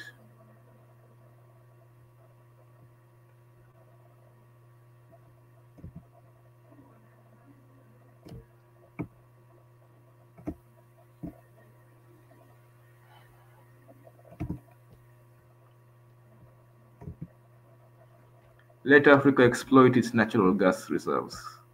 African countries should be able to exploit their vast natural gas reserves, despite the urgent need to cut global. The UN, yeah? Yeah. This is actually a way of, you know what? I might even talk about this next week, because there is a way. There is actually talked about in the same book. Actually, they talk about how climate control, climate change is being used as a narrative for Europeans and the Western world to buy forests. They're buying forests in Africa, or they're claiming to buy forests, but sometimes it's just fertile land. They're buying like agricultural land in the name of buying forests to preserve. This is actually a policy they have that in fact, Africa. We'll talk about this next. We'll talk about this next week. Africa actually has lost the most land in the world from foreign capital. Like the West, they've bought up a lot of land in Africa in the name of climate change, in the name of conservation. Just the other day, just yesterday, or just this week actually, we had the Maasais getting evicted in Tanzania, which was very unfortunate. I hope there is a fight over there. Mika made a very interesting video about it. Also, guys should check it out. I'm not gonna play it, but I think it's a if you go to the One Africa Swahili Nation channel, the homepage over there, you will find it talking about, and we talked about this also earlier, a few months earlier, when this push was there again, how they pushed the Maasai so that the Arabs can, the UAE, the United Arab Emirates, they wanted to buy land, conservancy in what? In Africa. So, let me read the article, by the way. This is Marie Antoinette's article. Let's see. Africa is trying to get its voice, but it's trying to get its voice out, but it needs for just equitable energy. And yeah, this is actually about it. I'll talk about this next week because it's a very interesting topic. How the Western world is using all these fancy causes to help in the name of helping Africans, but they are buying land. They are buying land in the name of helping Africans. They're even buying land for farming in the name of tackling. They're buying African land for farming in the name of tackling food security in Africa. It's some of these things, I don't know, when they sit down, they know what they're doing. There's no way. It's like they're losing their creativity. That's all I can say. 600 million people in Africa without electricity, 900 million who use biomass or dirty cooking stoves, who could use gas as a less polluting. This has to be a certain leeway to tackle energy poverty in Africa.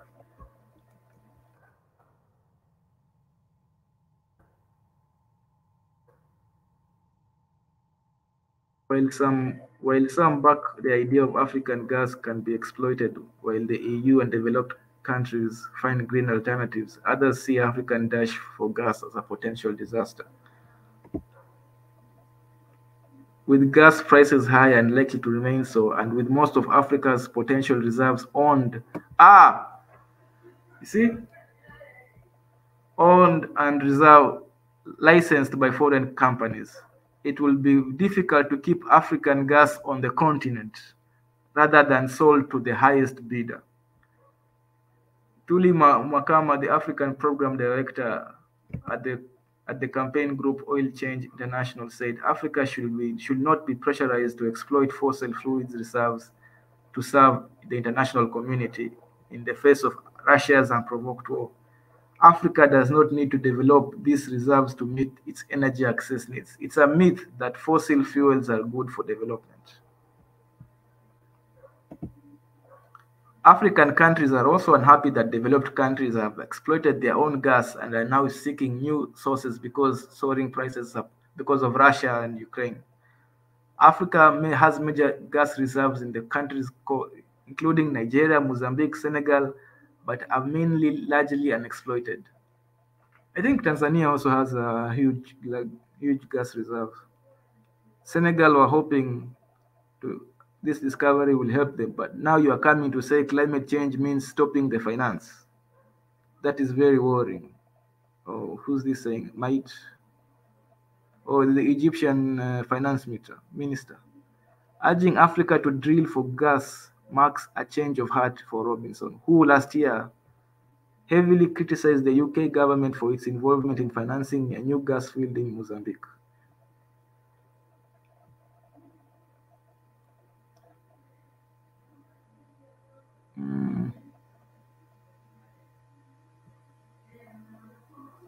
Yeah, I mean, we'll talk about this is something we'll talk about next week for sure. Thank you for this article, Marie Antoinette.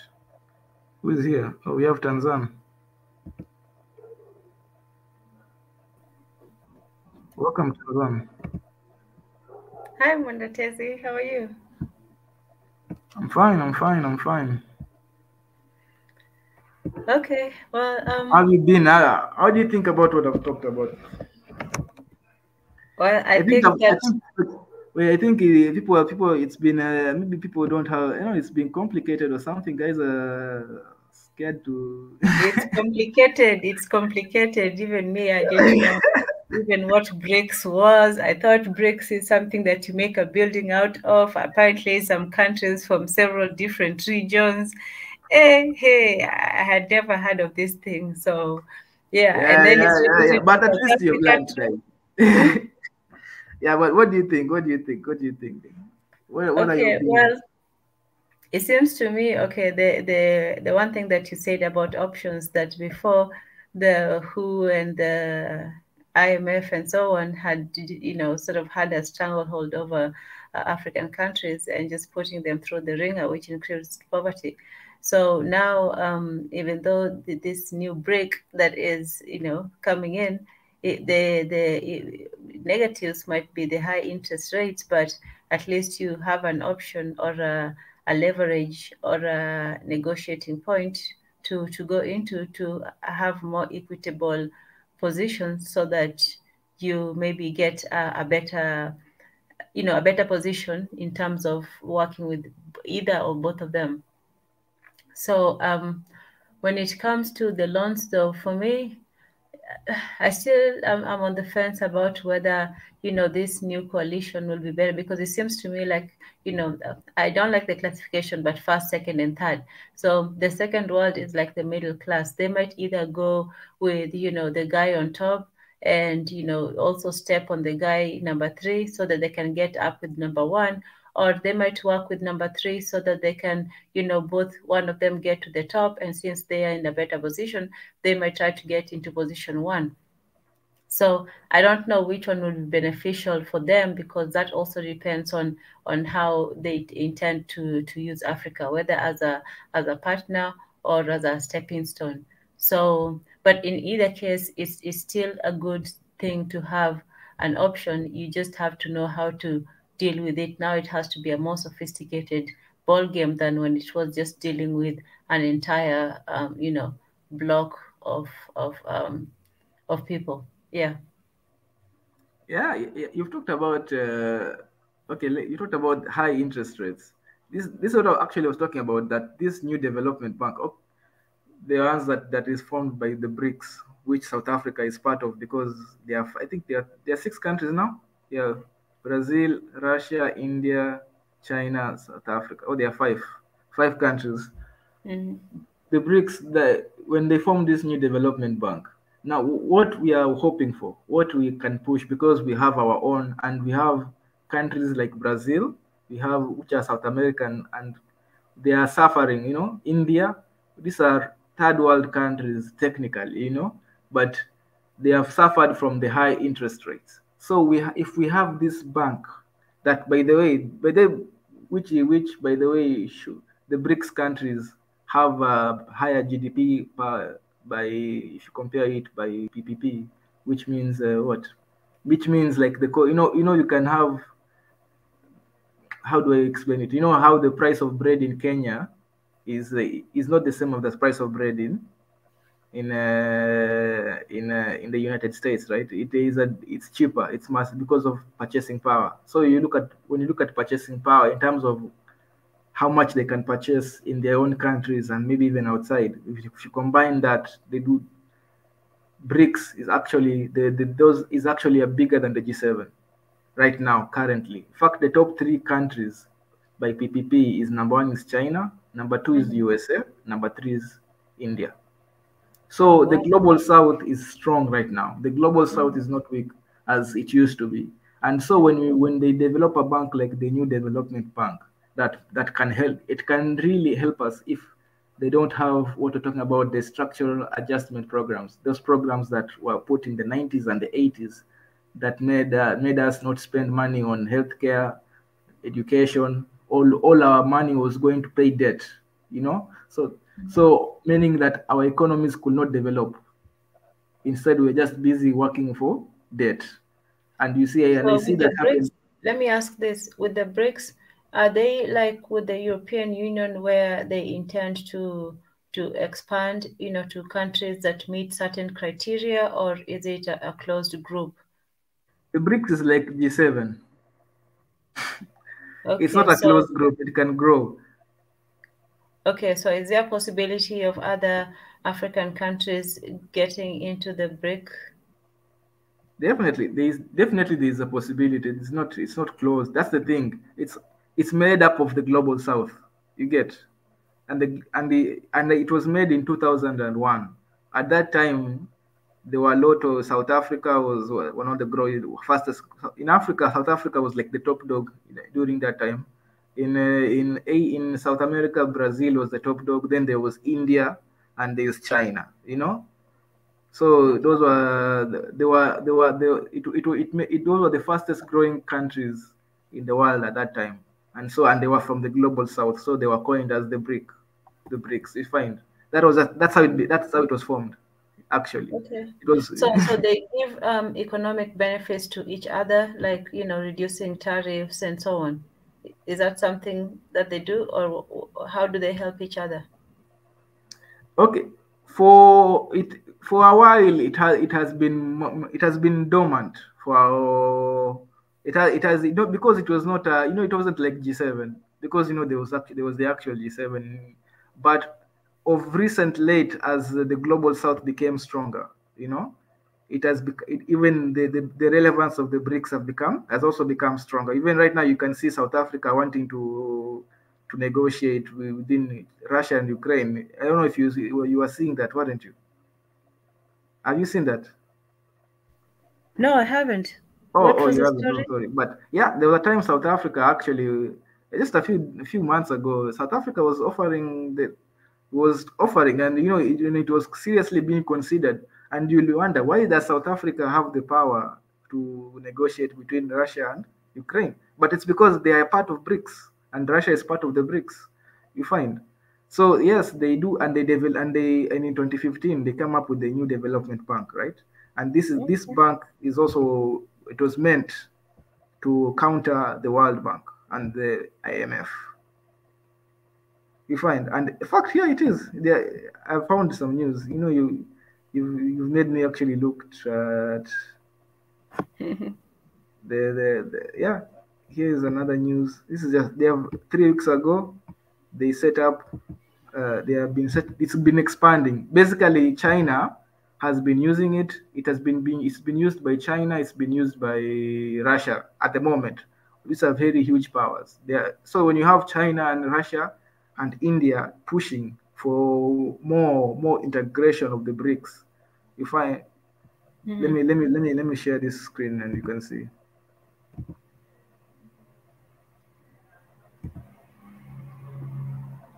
You see, also, I think you're asking about integration in terms of like the East African community, SADC. That's how you're thinking.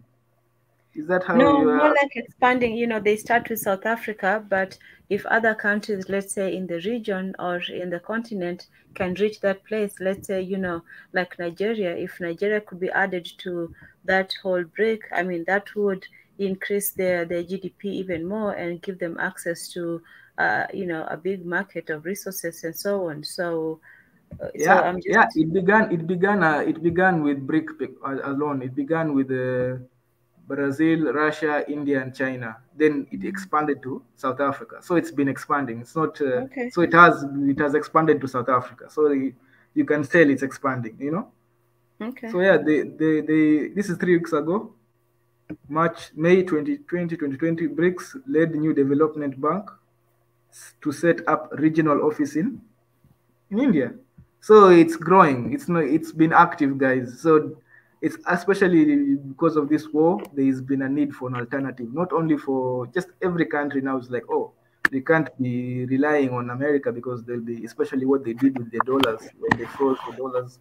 They gave power to BRICS right now, because now people are actually looking at the BRICS as a serious alternative, And when China is also pushing for BRICS because they want to be, if China and India work together, BRICS is strong.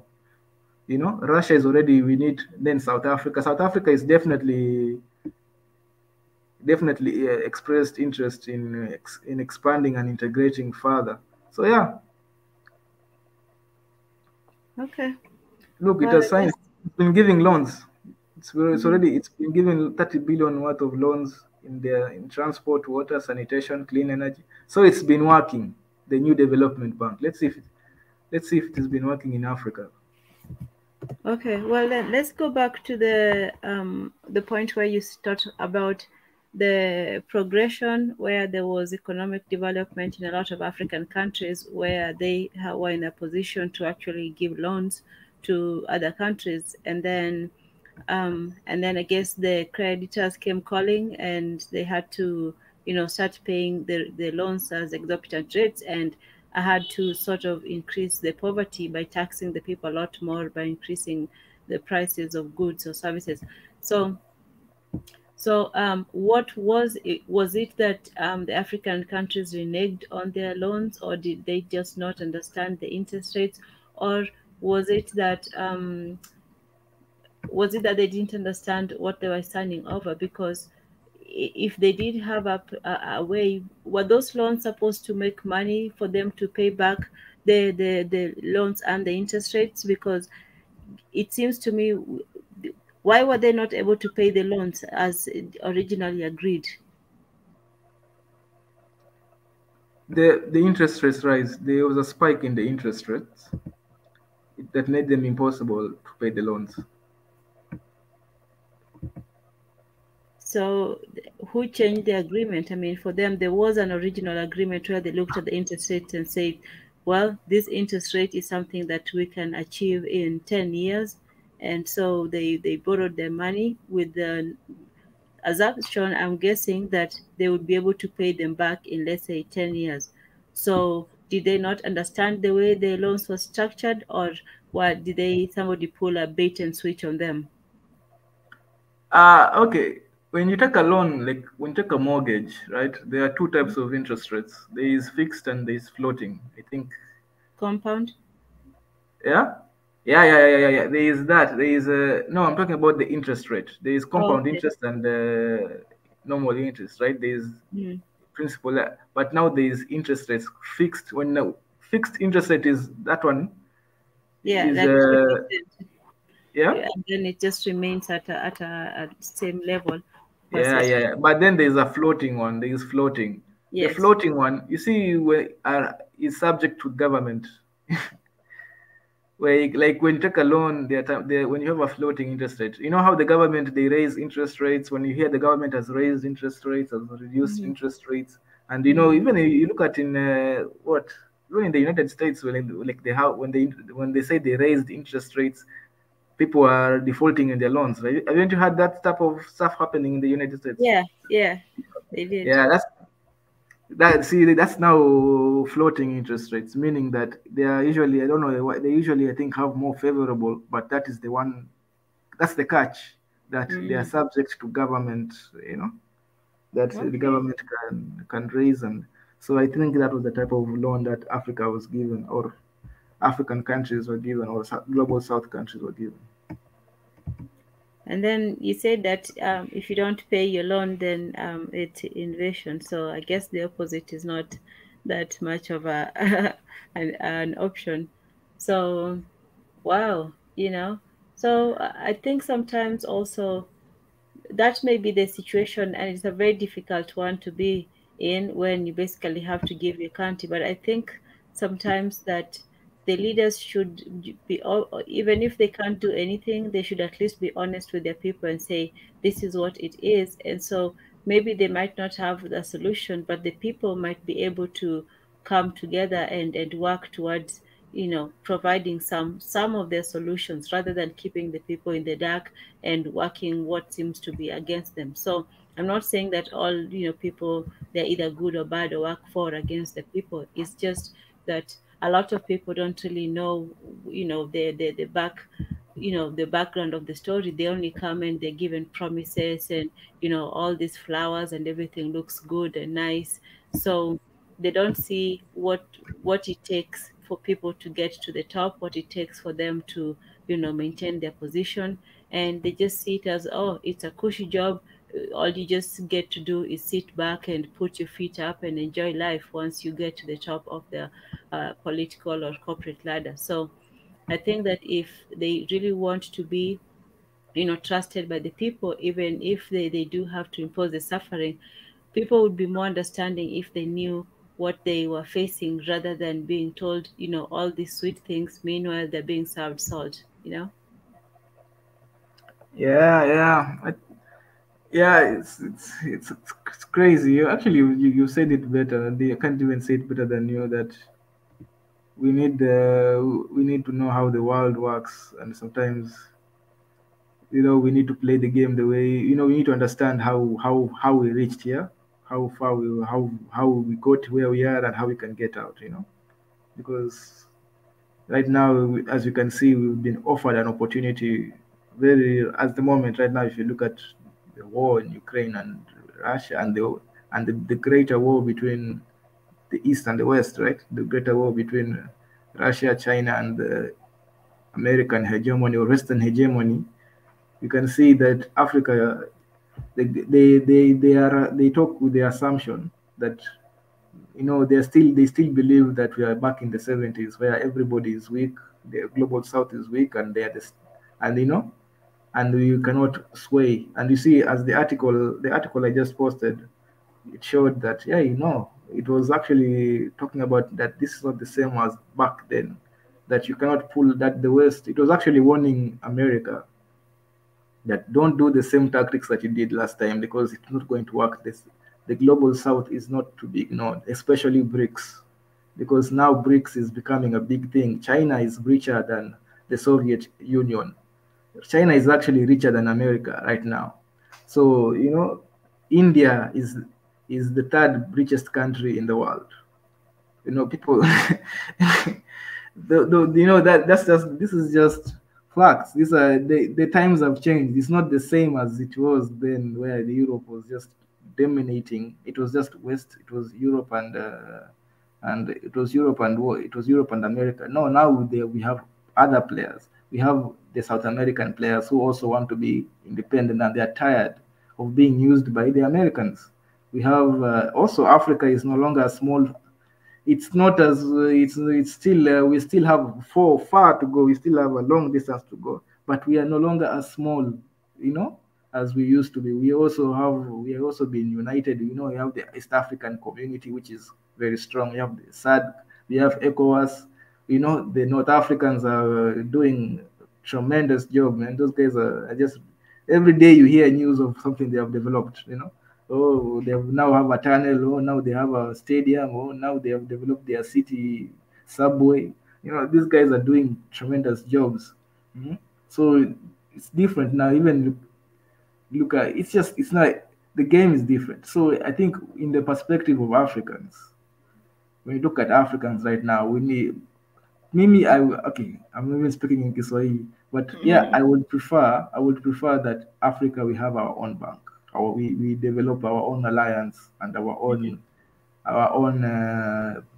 big bank that finances us and gives loans to the rest of the world. But if this is the next best thing, I'm okay with it. I'm okay with BRICS. The other day, actually, I don't know if you're aware that Uganda got a huge lump sum of gold worth trillions of dollars. I saw the heading, but I didn't read the story. But I was like, oh my God! Right now, this is the time now to make a currency and back it up with that gold. I was like, yeah. Wow. This is the time. It's like, if they are wise, now the leader needs to be a visionary. If you have a visionary leader, that's the time to do it. To be wise enough to back up your country with. You found gold, back it up now. Say, you know what? Now our currency is no longer fair. Yeah, otherwise they'll just come straight to the villagers and have them buy it for a whole brick for 100 shillings or something. What it will be. I suspect it will even be worse. They will start exporting it to West. Yeah, they could easily do that. That's what I suspect. I suspect it to be worse. Sometimes maybe they really shouldn't tell anybody until they figured out what to do with it. Yeah, BJ Riggs is asking a very interesting question. If it's an arm or a balloon, then they only have a certain amount of time to get alternative funding and pay off a loan. So the question is, what in BRICS will ensure predatory tactics will not continue? So yeah, that's a good question. I think mine is purely on hope, or because we have South Africa there. That is what basically that is my opinion. That is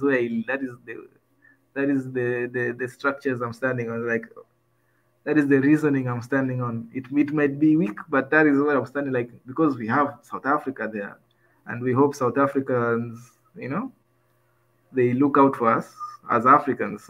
But there's also that possibility of it becoming another IMF and it becoming another World Bank. There's also that possibility. It is. So yeah, that's a good question, right? But at the end of the day, what are we fighting? We can if we are fighting Western hegemony, right? If we're fighting Western hegemony or Western power, then if this is a good alternative, yeah, and it will also diversify, because now we will have China and we will have this other one. We will have the Chinese loans, and so it makes the market full of, if you have a market full of lenders, it make the loans start becoming cheaper. If the market is just full of one lender, then they determine the price. But if the market is full of multiple lenders, then the loans also become cheaper. So there is also that perspective, So any other question? I don't know. I don't think this will be a long stream, because the topic is complicated in itself, right? But I think guys have stuck through, and guys have watched and have learned something. So yeah, I'm actually happy. I don't know, Tanzan, do you have anything to add, or any interesting question, or any perspective? No, this is more, learning a lot of things fast, and having to absorb it before you even make an opinion, because there's a lot of things that are new and that we're dealing with. We haven't really had this new player in the game, so to speak. I think for the most of African history has only been the Europeans versus the Africans. For the longest time, I know in the East it was a little bit more complicated, but that was the whole colonization story. So when it comes to other people, you don't know if they're going to be colonizers or if they're going to be somebody that you can work with, somebody that you can do business with. So there's still a lot of things that are in the air, and people might not really know how to react at first, with the new information. So, I don't blame people for wanting to take it all in. The other thing that I was also concerned with is, are they coming to to help South Africa? And also, does South Africa have a relationship with the rest of the African countries? Because the difference between this BRICS organization or union and the other one was that most of those other ones had a shared history. You had America and Britain and Australia and all this, even though they were, different continents and so on, but they still had some sort of shared history. But there's not much history between these countries, Brazil and China and Russia and all that, maybe in a maybe communalistic state, but not much of a direct history. So maybe that also makes it difficult for them to really come together and do as much as the other ones. But that's a barrier that obviously now can be overcome because of the digitalization of the world. So yeah, South Africa joining it, that's a good thing. Firstly, if they are still working for the rest of Africa, they can go and get the information and maybe negotiate not just for themselves but for the rest of Africa. But if they're just looking to get a free ride, it might not be good for the rest of the southern part of Africa. So I wonder if South Africa also is part of an organization with the rest of South Africa, like we have with ECOWAS and the East African Community, and I don't know about Central Africa, I don't know, but there are regions in Africa that have some sort of understanding between the neighbors. Does South Africa have something like that? Do you know? Does South Africa have an organization that they're part of with the rest of their southern neighbors, with the regional neighbors? South African Development Community. How many? Which members? Who are the member states? It's South Africa, Zimbabwe, Zambia. I think Malawi is part of it. So even Congo is part of it. Okay. Angola. Oh, okay. Yeah, I wondered. So if they ask Tanzania. Also, oh well, Tanzania sometimes. Anyway, they go back and forth with us. Sometimes they don't like us, sometimes they like us. So who knows? But in any Yeah. case, They are playing, but they're also playing the game. Playing. yeah. Like when they get tired of us, they start moving further south. So in any case, so at least South Africa has that relationship, because if they were just by themselves, isolated, then they would tend to exploit their neighbors rather than work with them. So if they are going, they should go with the aim of going back to help their countries and to share that information with the rest of their South African, with their regional neighbors. Yeah. Yeah, So yeah. I think. You spoke. I think so of this nation, which the way BRICS is formed is there is no. They don't think they have this type of. What is it? It's not formed like the United Nations Security Council. It's like G7. It's like a G7. There's no veto power in G7. It's just G7, right? So it's the same as BRICS. BRICS. There's no. It's not like the United Nations Security Council. China and Russia are already part of the United Nations Security Council. And actually, they do push. There are articles in which they do push. There are times I've actually seen an article here where the BRICS actually, the China and Russia and India. I think India is India part of the Security Council? I don't know. I don't know if they're permanent. I don't know if India is a permanent member, but I think so. yeah, I don't But know. yeah, Yeah, I they're don't not. know. I think they rotate with China, but I don't know if they're on at the same time. No, I'm not sure. I'm not No, sure. China is a permanent member. Oh, okay. Maybe India is a rotating member. Yeah, because I know Russia is a permanent member, China is a permanent member. I think India is also. I don't know. I may suspect, but yeah, they also push the BRIC agenda also. So yeah, Mm-hmm. Okay, is this a interesting. is this a consortium going to join? Is this consortium going to join BRICS, or will South Africa remain independent? Okay. Like I said, if you look at the way the G7 is, that's BRICS. It's just a group of countries coming together that have pushed their interests. They're even coming up with a payment system that to rival. That's what I heard. I've read about it. An alternative payment system. They already have their own bank, NDB. So yeah, there is much more to learn about them because they have been active. They have been now put on the spotlight this year.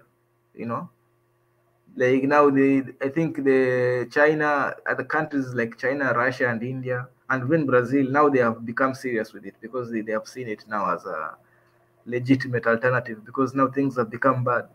When things are bad is when you start to say, okay, this we can now use this other house. Sometimes that so that's actually what's happening at the moment. So there's a lot of progress going on there at the moment. So yeah, hopefully it will be like that. Hopefully there will be more progress within the year and within the future. I just wanted to show you guys that there is actually what is the dynamics of Africa at the moment. The dynamic because they are now influencing the dynamics. I think even there's another one. The four is it Ethiopia, Algeria, South Africa, and is it Nigeria? I think it's Nigeria. You can't avoid Nigeria. The Yeah. four, you heard of the four? No, I haven't. I just said you can't avoid Nigeria.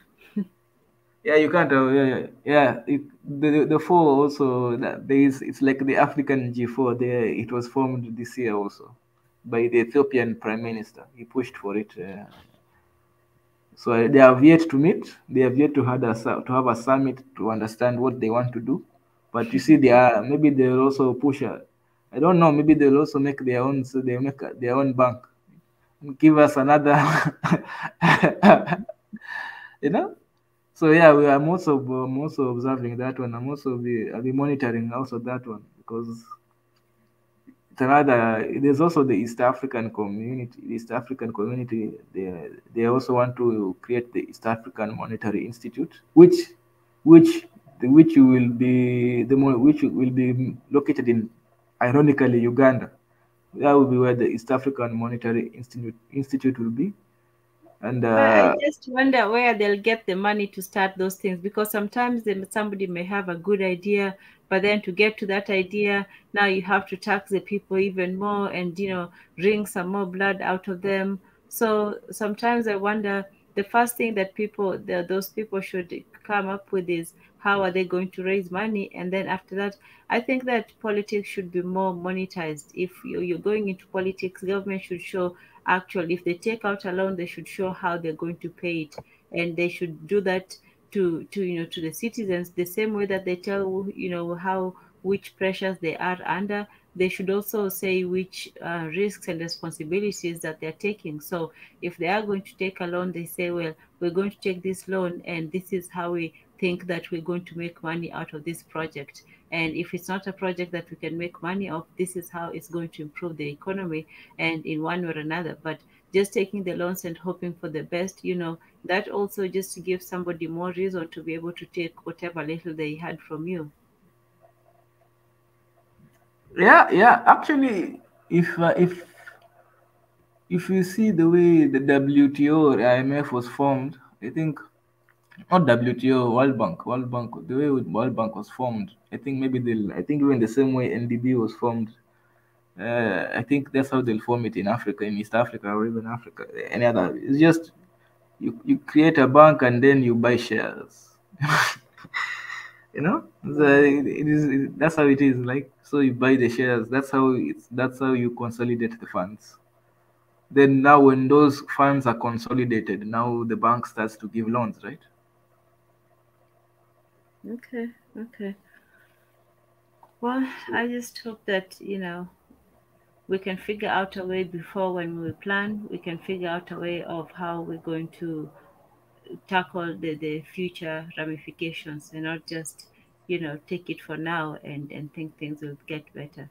But I definitely think that if that break is to work for Africa, that there needs to be more African countries joining it, or South Africa needs to use its position to help, um, or make advantage for its other neighbors to help them acquire some information or some skill, or some privileges of bargaining on an international market.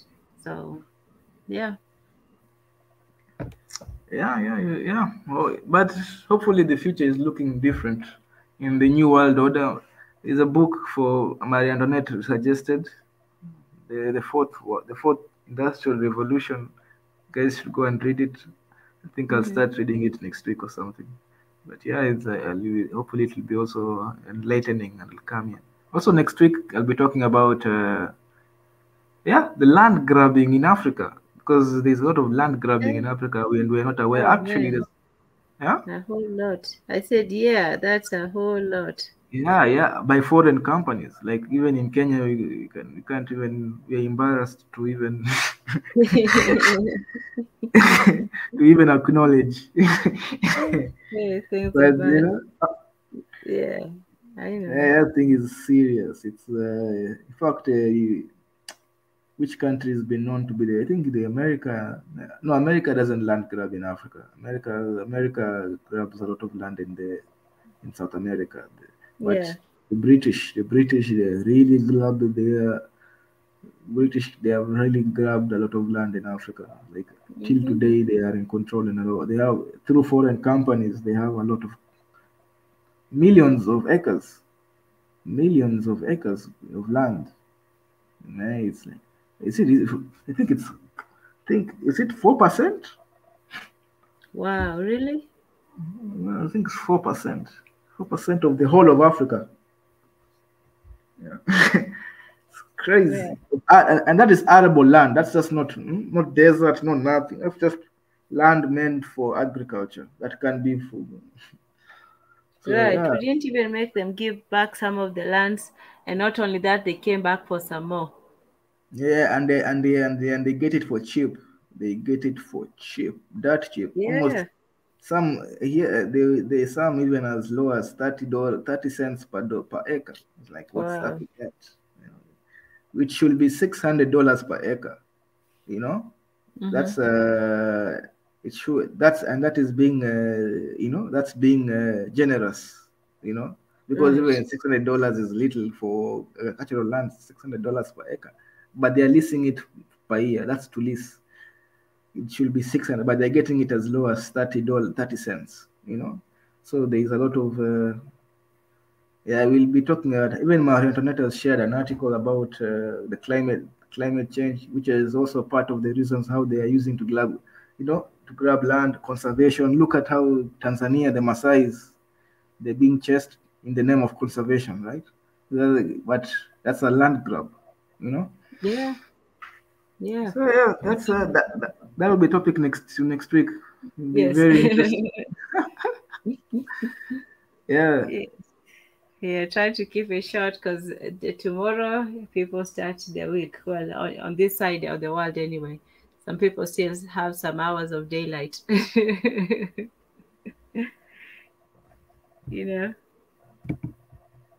Will this accelerate the land grab? If this is not structured right, it can be a tricky situation to back out of. What will it accept? What will accelerate the land grab? BJ Riggs. What, the war, or I don't know. We've talked about what could us? Will it the banks? What will accelerate? I don't know what will accelerate. I don't know. I think maybe it could be No, I'm more. not sure either. What were we talking about? We've talked about many Accelerating the things. We land talked about grab and the massage. No, not that one, because that is the land grab. No, I don't remember what can accelerate climate change. Will climate change accelerate the land? yeah, that's the new reason for land grabbing. They're buying forests, Oh, okay. but they're buying forests in the name of protecting. In fact, they are given this point system, green carbon point system. You've heard something about that, the carbon point system, where they are awarded for buying forests in Africa. Like, what is this craziness? Like they're Yeah. buying forests, yeah. And the thing is, they're misbehaving because they're buying arable land in the name of buying forests. They're buying agricultural land, but they're writing, "Ah, no, we have bought a forest. We are trying to Well, preserve," but that's agricultural this land. is why we shouldn't let anybody else define our things for us, because anybody can tell you that this is this we're doing while looking at you in the eye and doing the opposite. So if they come and saying, oh, we're conserving land, and yet you're removing people from the land and giving it to people who are going to kill the nature that's there, but somebody's telling you this is what we're doing and you just accept it, then sometimes we also let ourselves, we just willfully be duped. I mean, I don't think we're that stupid not to know what they're doing. Like in Tanzania with the Maasais, nobody's stupid to think that they're trying to conserve the land or whatever it is. But we just pretend that, oh, we don't see, blah blah blah. So I don't know, who knows, but we just accept the definitions and then we pretend we don't really see what's going on. JBJ Riggs said, if taking loans to fund infrastructure and development from BRICS, how are they able to buy forests, which I am sure minerals are there, but they are buying forests at home? Yeah, the loans from the people who are taking loans from BRICS are supposed to be us, the third world countries, the global South, Africa, South America. Those are the people that are the people who are meant to be taking loans from the BRICS. The people who are buying forests are multinational companies. Yeah? The multinational companies are the ones who are buying forests, and they are awarded. If these big brands, you see, they're the ones who are buying the forests, and they're getting awarded by maybe tax returns or something like that. But yeah, it's a very crazy system, and not only through climate change, they are buying. There are so many things. Even we're going to talk about it. We're going to talk about it. We're going to talk about it. It's crazy how they uses the excuses they've been using to like grab land until today. You know, like South Sudan. South Sudan is a lot of South Sudanese land has been grabbed because of and I'm not gonna lie, even me, I've thought about, why shouldn't why? Because South Sudan has 90% of its land is arable for agriculture. It's prime for agriculture. 90%. Kenya is only 10%. Wow. Only Yeah. 10%? It seems Even like Congo is only 10%. Iran even when you drive through, it seems like a lot more farmland. yeah, but only 10%. Don't count the forest. Don't count the forest. Count the land available for agriculture. And you don't count the houses that have been built, the estates. Count just the land that is available for agriculture purely. It's 10%. That's low. It's the same with Congo. It's the same. Uganda, I think it's 20%. Tanzania, no, Uganda is not 20%. Uganda is around 50 or something. Uganda is huge. Uganda has a huge arable land. I think it's around 50%. Tanzania is the one which is 20%. Yeah.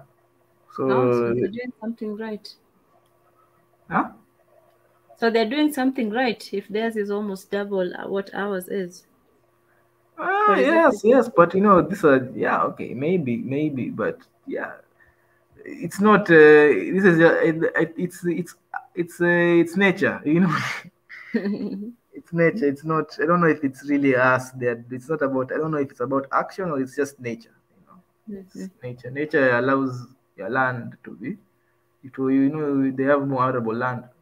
Like now, South Sudan. South Sudan, 90% of their land they can feed.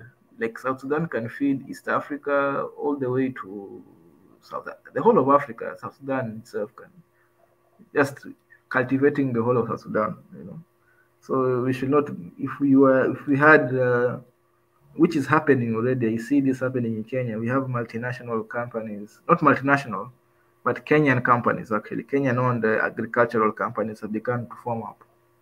One is like Twiga Foods. They actually buying land for cultivation so that they can sell.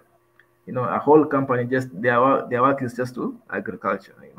So we are embracing capitalism in a very soon. I don't know how it will turn out to be, but yeah.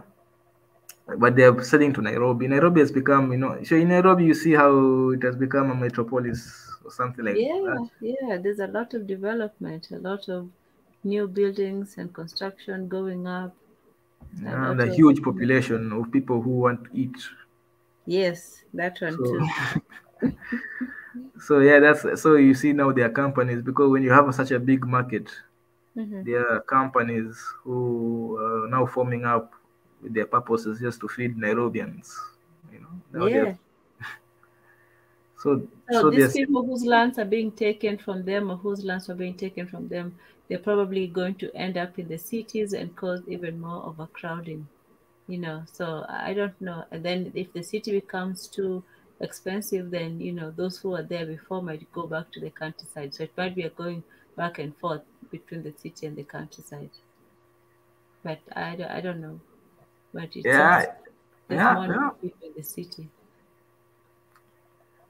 Yeah. There are people who the crazy thing about Nairobi is that there are people who.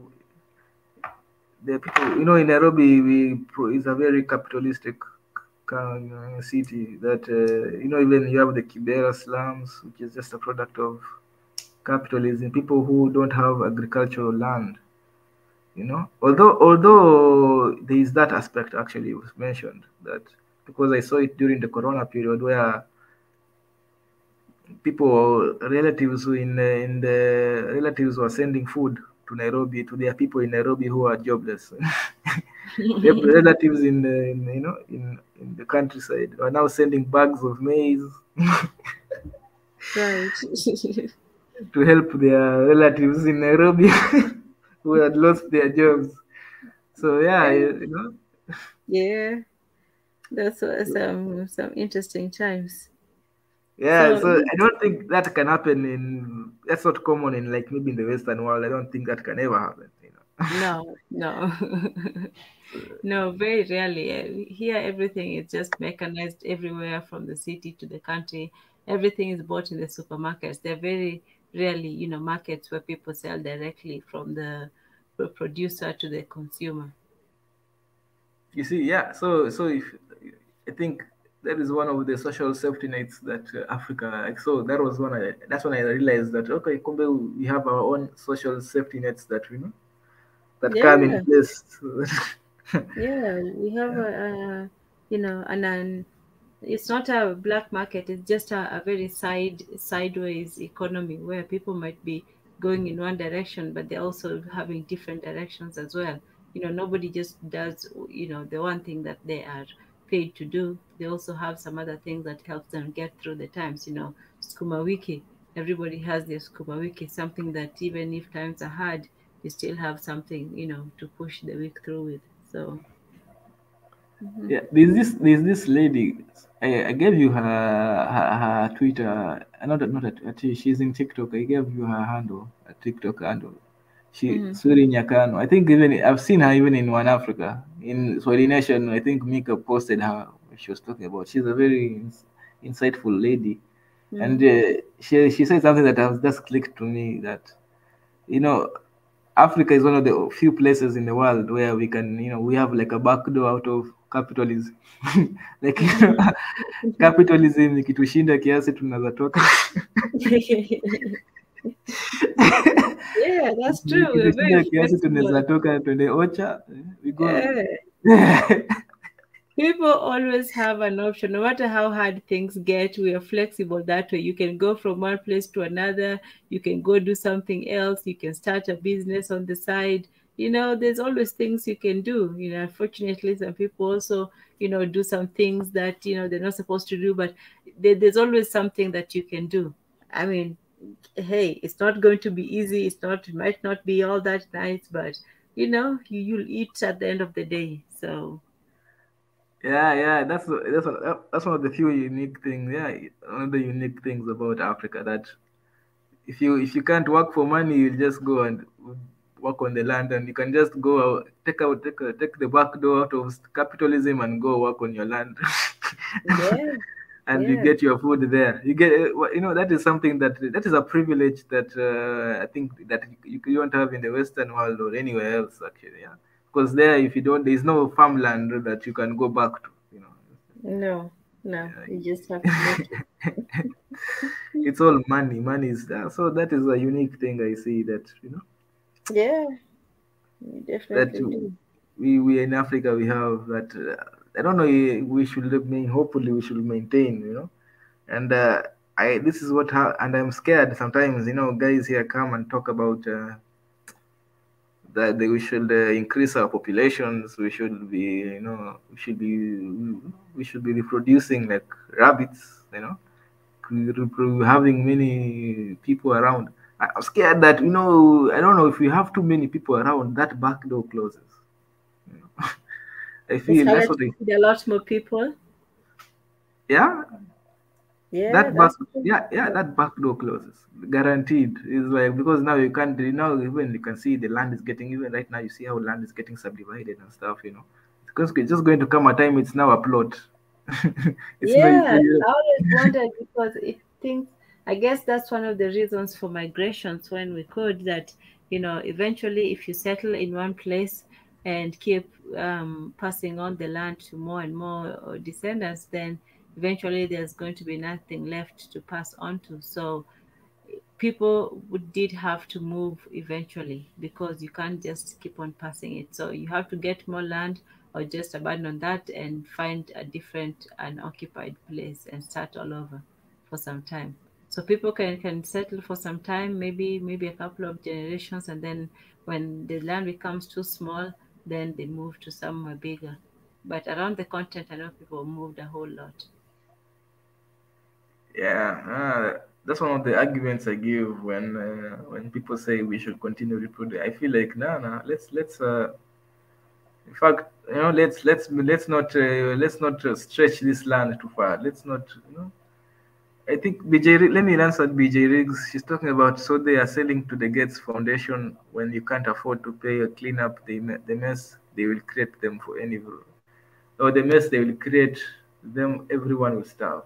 Yeah, you can see even a lot of billionaires, right now in the United States, they're buying a lot of farmland, right? That's like a thing, that's like a trend, It's the same thing, They don't want, there is a, is it, what is it? They are very, English words, what is wrong? You know this word, what is this word? For the cats? No, the billionaires are very, is it pragmatic? Not pragmatic, very, but their mind is, But like what, manipulative or something? yeah, not, I've forgotten the Okay, word. like give an example. Like what do they do? I wanted to say okay, the closest word is pragmatic, but I know there's a better word than pragmatic. But they are selling, they're insidious. I don't know if the word is insidious. Yeah, predatory, insidious. Oh yeah, Yeah, they they are have buying other land. motives that, and they can say one thing and mean something else. They can have one intention, but the results are completely different. And they can just sit there smiling while they laugh behind your back. Yeah, you see, they're buying land. They're buying land in America. You see how you see that backdoor to capitalism? Mm-hmm. Billionaires hate that. They hate that backdoor. They want, yeah, they hate that. They hate that. They don't like that backdoor. They don't like that, and they will make sure it doesn't happen in America, or it doesn't happen. It doesn't happen in the Europe. They do not want that, but they want you to work to it. You know, they want you to. They need money to be valuable. You get. Yeah, They need yeah, they need money to be very valuable, and they own not land. They want money to be valuable, because they don't need that now. If ukishindwa, or when you're done, they don't want you now to leave capitalism and go to the land, and be subsistence. They want you to stick to working. So when they see, so as you can see right now, they're buying up food. Although this is, I think, speculative, because they feel like food. Although, you know what? They were buying, when were they buying food? When they were buying land for food last year, 1 year, 2 years ago, right? really? Yeah. There was a time Bill Gates was buying full lots of land before even, it was last year or something like that. Weren't they buying lots of land, or farmland? Bill Gates, Jeff And so Bezos. anybody can just come in and buy land. You don't even Not have to in be not in Africa, in United States, in the US. Oh, okay, okay. Well, a lot of the land they have bought used to be even private farms. I think they've bought most of them. It's there are very few private, small scale farmers. Yeah. Most of the But now lands. now look at the prices of food now. Yeah, the price of food has gone up. Yeah. It's like it's like that sort of strike. Like billionaires are not. They're very, very. I think BJ Riggs is talking about, they are forked tongue, mercenary, deceptive, predatory. Yeah, they're all that. You see, like now the price. It's like, the prices of food are going up, and Ukraine, right? Ukraine. Hmm. Yes, Ukraine. The price of Ukraine provides what, wheat, right? But Yes. why other, and why are other foods going up also? It's like, this is the questions Yeah. you have to ask. But they're blaming Ukraine. So these billionaires, they are very, and they don't care if people die of hunger. I'm like, so as long as they get that profit, as long as they get that profit. Like right now, when you start, I don't know, how do you feel? I don't know. At some point, if I start, right now, in Kenya or in Africa, just say Kenya, and if I start seeing billionaires in Kenya buying out all their, I'll not feel safe. If I start seeing billionaires buying all the land, agricultural them. land in Kenya, I will not feel safe. I will. That's for sure. I will not feel safe. For sure. For sure. So I don't know how Americans feel safe. You know, like, Yeah, but because maybe if somebody came with money, there's really no way you can stop them from transacting. If they said, "Well, I no. have all this money, I'm Yeah, going to buy up your country," there's very little you can do. Even if you say, "Oh, you can't do that," they'll probably find somebody to do it on their behalf. So it's yeah, money is sort of like a weapon. It just clears the air and says, "Hey, it's going to be my way," and that's it. yeah. So. But you see, this is what happens when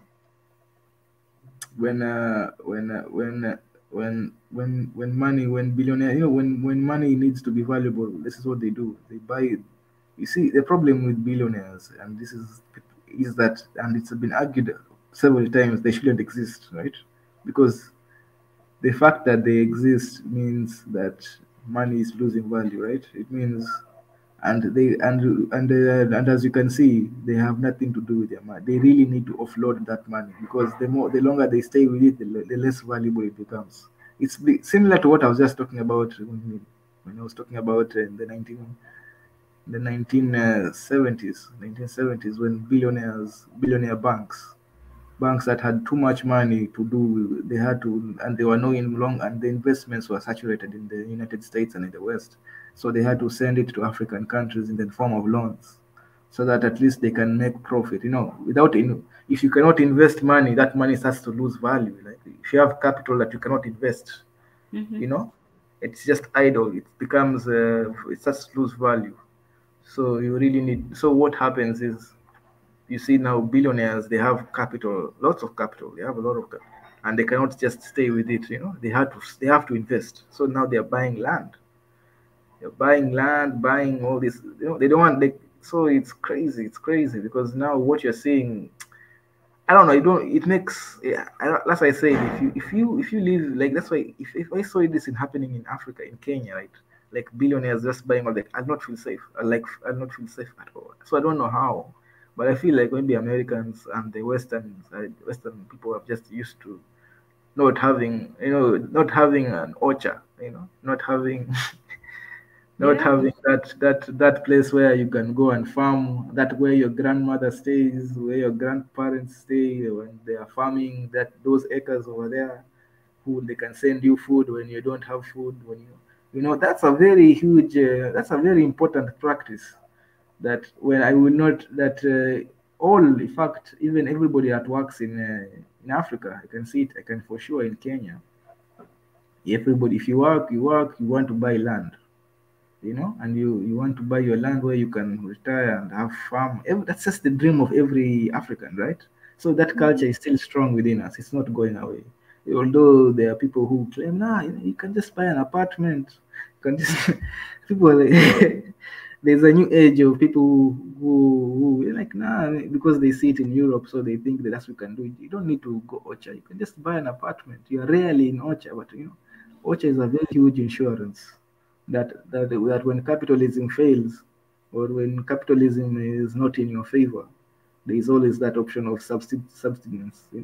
When you don't have that option, you're screwed. You know. Yeah, So you can always that's what. grow your own food, even if there's a drought. If you have a piece of land, you can grow something out of it, even if it's just, um, kitungu or something. But if you're living on concrete, you have absolutely no option. You just have to take your money and go and find whatever is in the shops, and that's however much they'll charge for you for it. It could be, 50 today, 150 tomorrow, but your income might not always go up to compensate for that. But in the countryside, even if you have no money at all, you can still find something to grow and harvest during the course of the year. It might not be much, it might just be some edible plants, but you can find something to eat, even if it's some fruits and small vegetables and so on.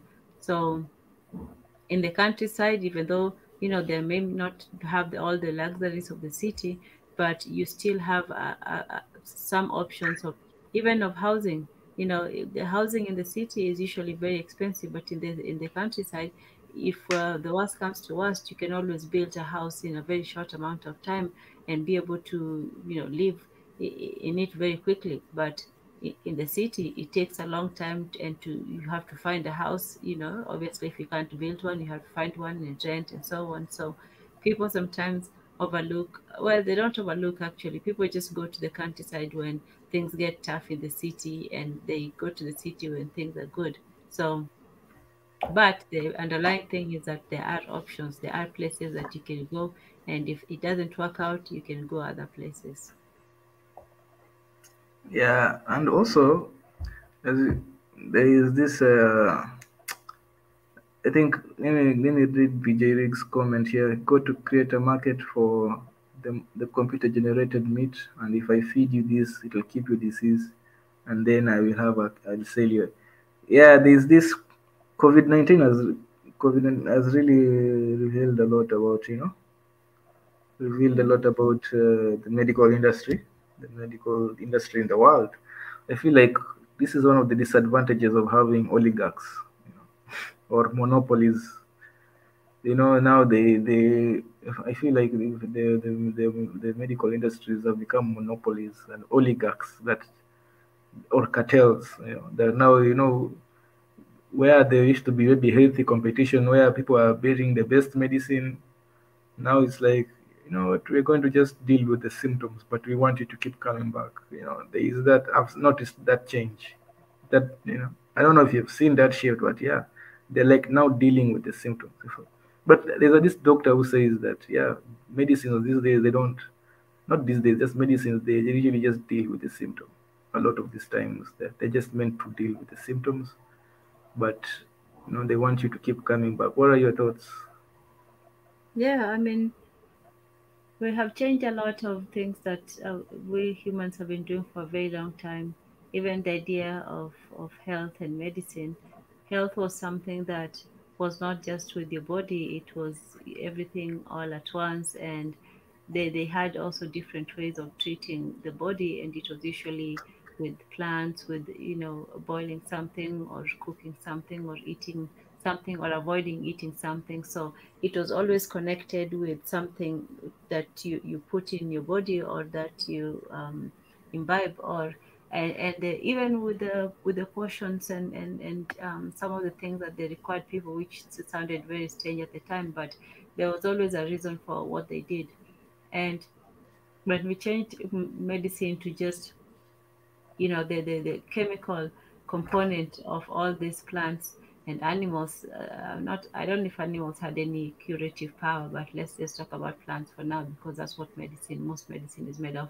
So when we took away the plant and we just, you know, remained with the chemistry, that's all a pill is. A pill just took the curative element of whatever it's coming from, or you can create it in a lab. However it is, you just use chemicals now to create the body instead of what people used to use before, which was plants and nature and so on. So, you know, once that happens, then you give you give the people who make those kinds of things the power to heal. So you're ultimately condemned to take whatever it is that they give you. Yeah, yeah. I think guys,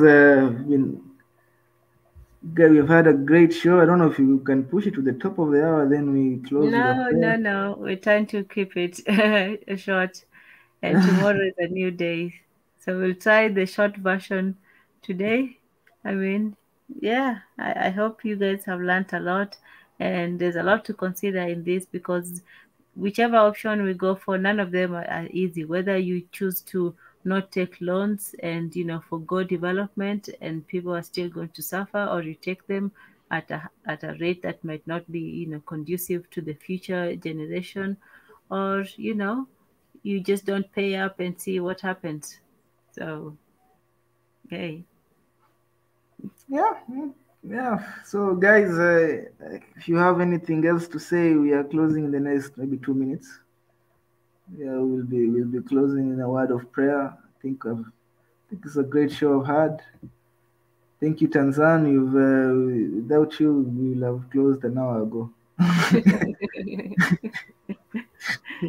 Yeah, I had to come in and, at least share my little 2 cents. Yeah. You also asked the question. Maybe people didn't understand, and you also asked the question so that we can expound on these things. Yeah, if Maybe. I don't know, I'd rather learn, than pretend I know all the stuff. So I didn't know anything about this BRICS thing, and I learned a lot. Yeah. So yeah, thank you, Marie Antoinette, for joining us. You've actually contributed an article that we'll probably be using next week, when you're talking about. In fact, I'll make the stream. Probably make the stream after this, about talking about the land grabbing in Africa, and the excuses they use, like climate change. Thank you, BJ Riggs. Your questions have been very good, very great, good questions. Very insightful, so that we can also expound on these topics, especially when it comes to BRICS. And yeah, Nat Nile, welcome, my brother. You've been a great contributor. And who else? Let me look at the comment sections. Also, you, Tanzania, you've also been active in the comment sections. Nkuvu Yanata Benanzambi. I love this guy's name. Yeah, that's a hard one, but Yeah. But when you it. pronounce, it's just there's a way you pronounce it. It becomes like a song. Okay. Yeah, Nkuvu Yanatabiana Nzambi. You have to know at least you cannot butcher African names. You know this one. Then like a pure Bantu name like this one. You can't butcher it. You have to speak it the way even the way it was supposed to be Yes, pronounced give that by the emphasis. ancestors. Yeah, we pronounce it the way the ancestors would have pronounced it. That one we cannot butcher. Yes, absolutely. Enatan Bricks. Yeah, thank you, Enatan, for joining.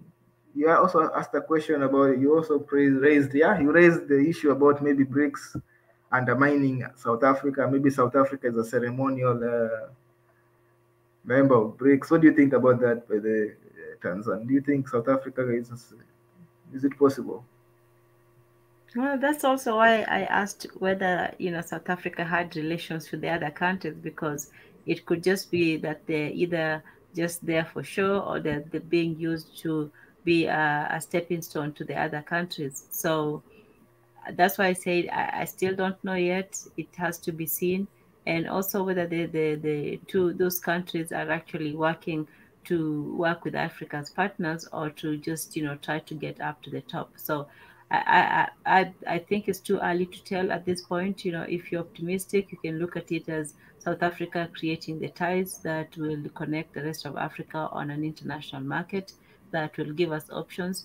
But if you're pessimistic, you can just say, well, maybe they're just being used as pawns to get in on the market. So we'll wait and see. I'm hoping that there's enough voices of loyalty in South Africa itself to switch. Yeah, we are also hoping there's a lot of sobriety in South Africans. They can also see big picture people. Yeah. So yeah, Mariette Mariette Den Oden. When I see Oden is I don't know. I know Oden, the Norse god Oden. I don't know if this is a Nordic name. Mariette maybe should come and tell us one day.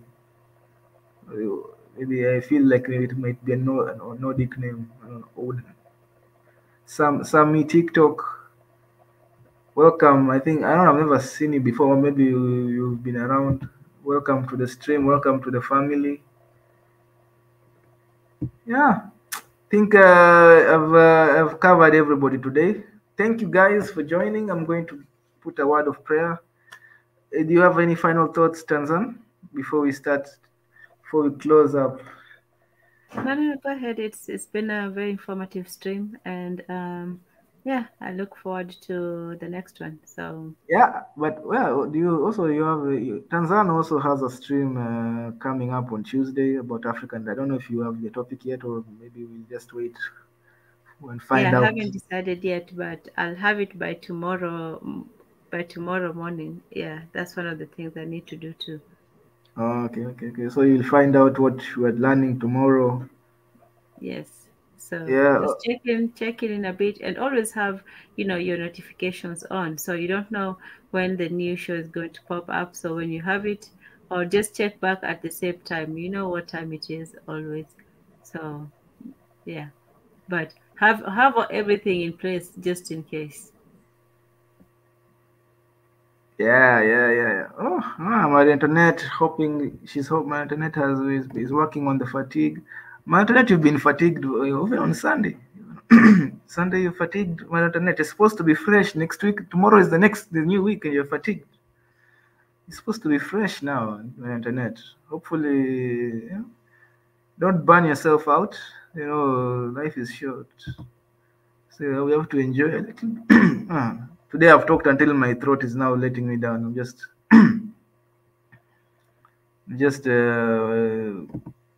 grunting. Yeah, sometimes it's good to have some water nearby. I had water. I finished it. Yeah. Wow.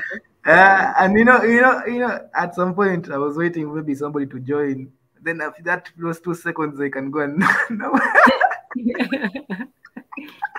I know it's always good to have, at least one person, and you're like, okay, now you can take over for a bit. Let me at least go, get something, to eat or something. Yeah. But it's okay. People are still mulling the what I was talking about. So yeah, which is also okay. I've actually enjoyed this session. I've enjoyed even if people. Yeah. I think people because I saw people And numbers you were. know what? I wish Pastor Ezra was here, because he would have at least given us Yeah. a South African perspective, because he's actually there, and he probably knows a lot more than I do, definitely more than me. So I wish he had been able to at least put a little bit of his input. But Actually, I was curious. So I was mulling, asking him to come, but I don't know. Man, the man he was driving and he was busy. So yeah, no, I know it's like, people have to like do. let me not disturb people, because I'm Yeah, also and the maybe he didn't know in time, because that's the other thing too. Like me, if we put our streams up earlier, then people would know and maybe make arrangements. But yeah, it's okay. We can catch him on the weekly recap. So yeah. yeah, I'm sure even he will see this and he will talk. He yeah, might even answer us on the weekly recap. yes. So yeah, we'll get to ask him. This is a continuing story. This is something that we'll have to see which way SA goes. They're unpredictable sometimes, so we'll see where they go with it. So Yeah. that's all I can see for now, that I know My internet of. hopes the relationship between BRICS and South Africa is genuine. Yes. Thank you, my internet. Yeah, it was informative. Also, me, what I enjoy actually about this is that I also learn because when you're researching about this stuff, you also Mhm. learn. Then I'm like, okay, Yeah. I've learned this. Let me give these guys. Let me show you. It's basically me showing you guys what I've learned. You know. Yeah. So, Good. so it's just fun. We So, learn as well. We learn as well. the Ridge is here. Ridge. Oh, Biggie has joined. The voice himself. Oh wow. Hey, Okay. hey, Well, how's it going? Good morning, good afternoon, and good evening to all of you. Greetings and greetings. blessings. Hey, Montezi, I joined Yeah. earlier, and I was standing by for a while, so I knew you were gonna go through the bricks, and I was listening on the side. Right now, I'm on the road, trying to get a birthday wish for my little brother. But anyway, that was a great topic that he brought in, and something that we need to really elaborate more on South Africa. side of it. Yeah, Okay, it's yeah, yeah. very Hopefully, Pastor Ezra, we're talking about, yeah, Pastor Ezra should, one day, maybe in the weekly recap, or you can even join and just, if he's right, because yeah, that's a big subject to talk about on the condition that we are right now uh, with South Africa and having part of the BRICS as members. This is going to be in the long run, it's going to be a game changer. That I know for sure. But that relationship with the African continent, we need to see. We got one part of the continent that's member, and how it's going to go toward the future.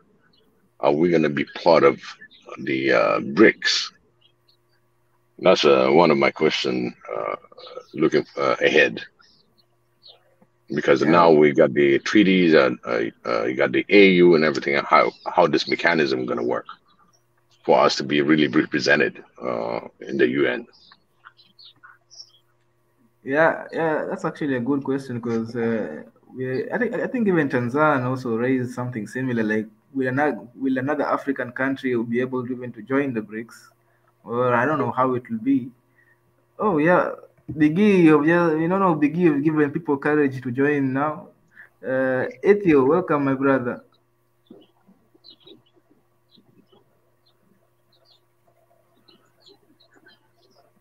Ethio, hey. It's gone. I don't know what happened. I don't know. Maybe there was the network issue.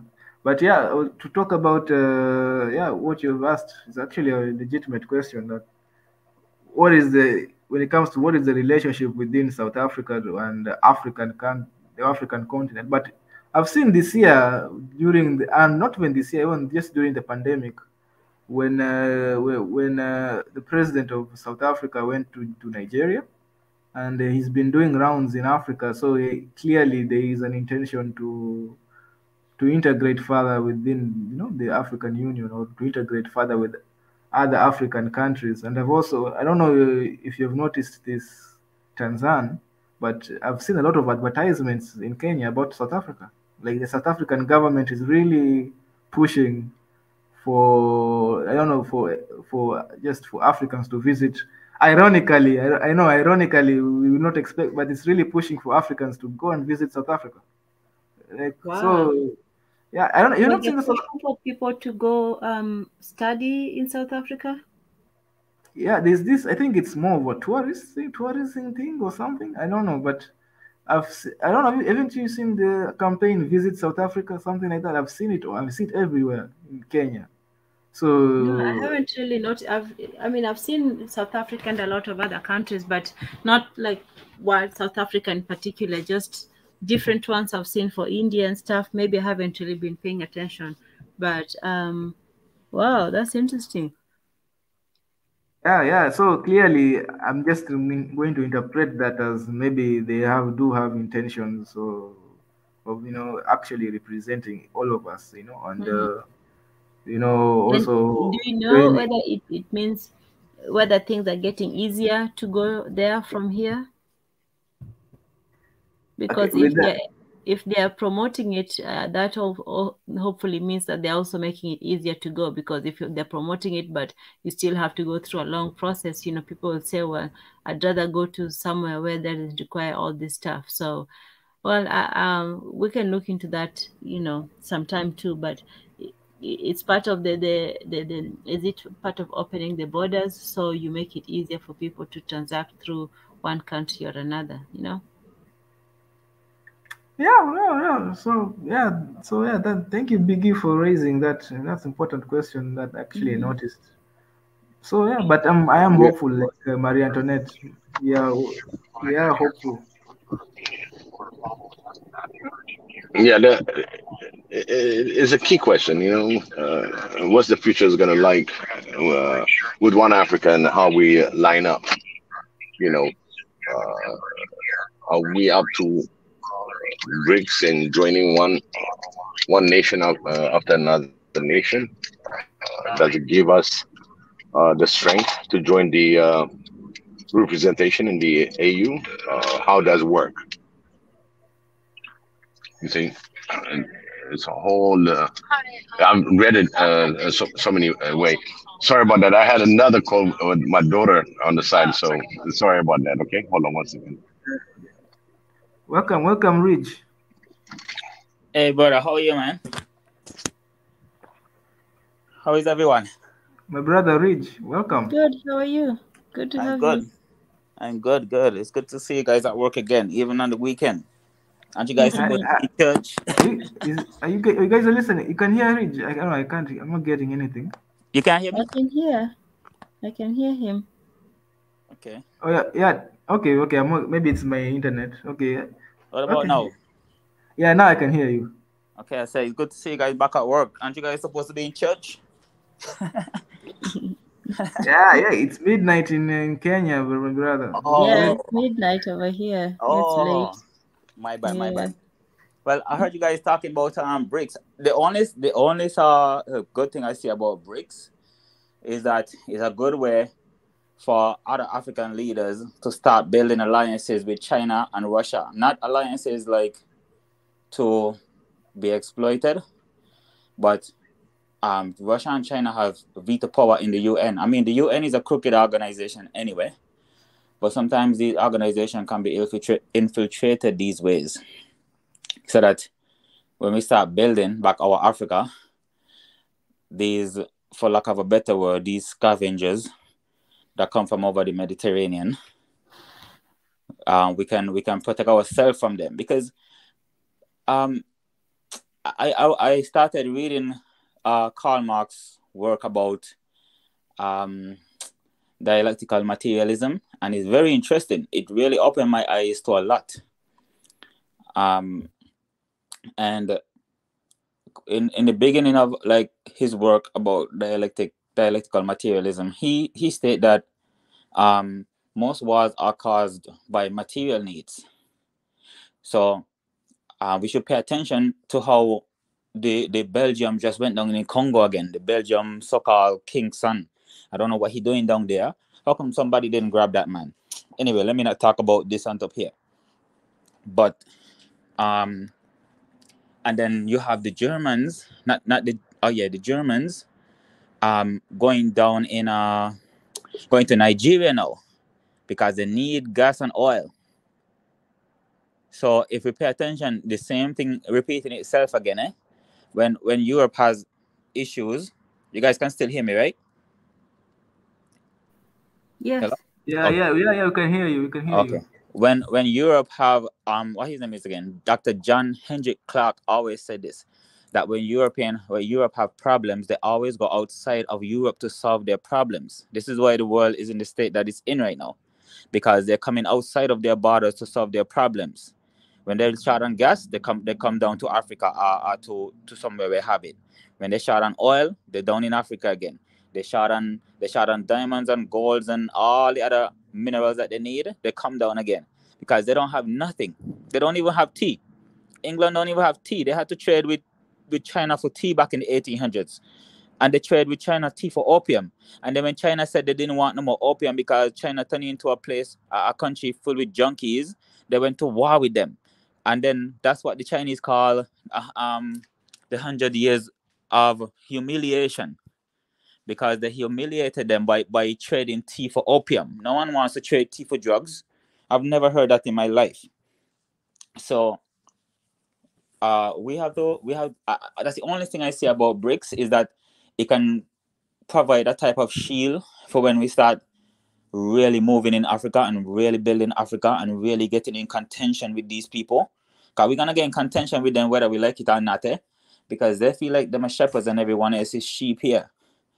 So we're going to get in contention with them. But when we get in contention with them, it will be good to have knowledge and protection on both the diplomatic end and the defense end. You can't just be one, because then they're going to paint you as some terrorists, and then they're going to come down with their weapons and tell people that they're doing their country a service by joining their army to go and kill people in their own land. Do you guys understand what I'm saying? Yeah, we understand, my brother. Okay, that's the only good thing I say about BRICS. But then again, we have to think, right? Who is in charge of this government in South Africa? Because if it was black people really in charge of this, the South African black people then should already have their land back already. So something else happening down here. 80 something% of the land is still owned by these people. So what is BRICS? Who does BRICS represent? When you guys know what I mean? Who does BRICS represent? Who does South Africa government represents when the land is still in the hands of the people that invaded there? Yeah, that's a good question. Who's going to benefit, and how is this going to help South Africans? How is this going to help or affect the rest of Africa? Is this a gateway through Africa, or is this an option for Africa to get away from the current system? So yeah, I don't know enough to say one way or another. I can only either hope and be say it's going to be a good thing for us, or I can be pessimistic and say what, we should bet. But either way, we have to be cautious and be able to see the possible ways it can go wrong. All right, but caution is about what can go wrong. But gentlemen, I have to call it a night. It's been quite a long week for me, but yeah, this is a topic that we should certainly revisit and take a look at, because South Africa is one of the key factors in Africa. So everything that happens, it's South Africa, Kenya, and Nigeria, it affects the rest of the continent in different ways. So yeah, it's been wonderful. I'll hand it to Mondatezi. And Yeah. Stay until let us finish in prayer, my sister. We're almost done. Ridge, do you have any? I know, Ridge, you had something to say. Not really. That's all I had to say really about this topic. I long to see the day when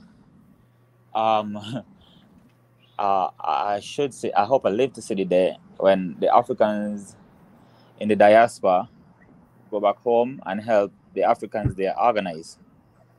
Because whatever we're gonna build in Africa, for our own self, not for these imperialists, whatever we're gonna build there, it has to be built from an independent source of energy, not by some Europeans coming in and telling us that they're gonna give us 40 billion and 400 billion to do something, and then they infiltrate our financial institutions, have us like slaves, still covers in economic slavery. Man, the things that are happening, sometimes I sit down sometimes and I think to myself, the things that are happening to us in this world, no other people would accept this, No other people on this world will accept this. Like, I can't forget that they killed a 15-year-old boy in Burkina Faso, French soldiers, and they said they're sorry. I don't understand. It's like when you step on a cockroach.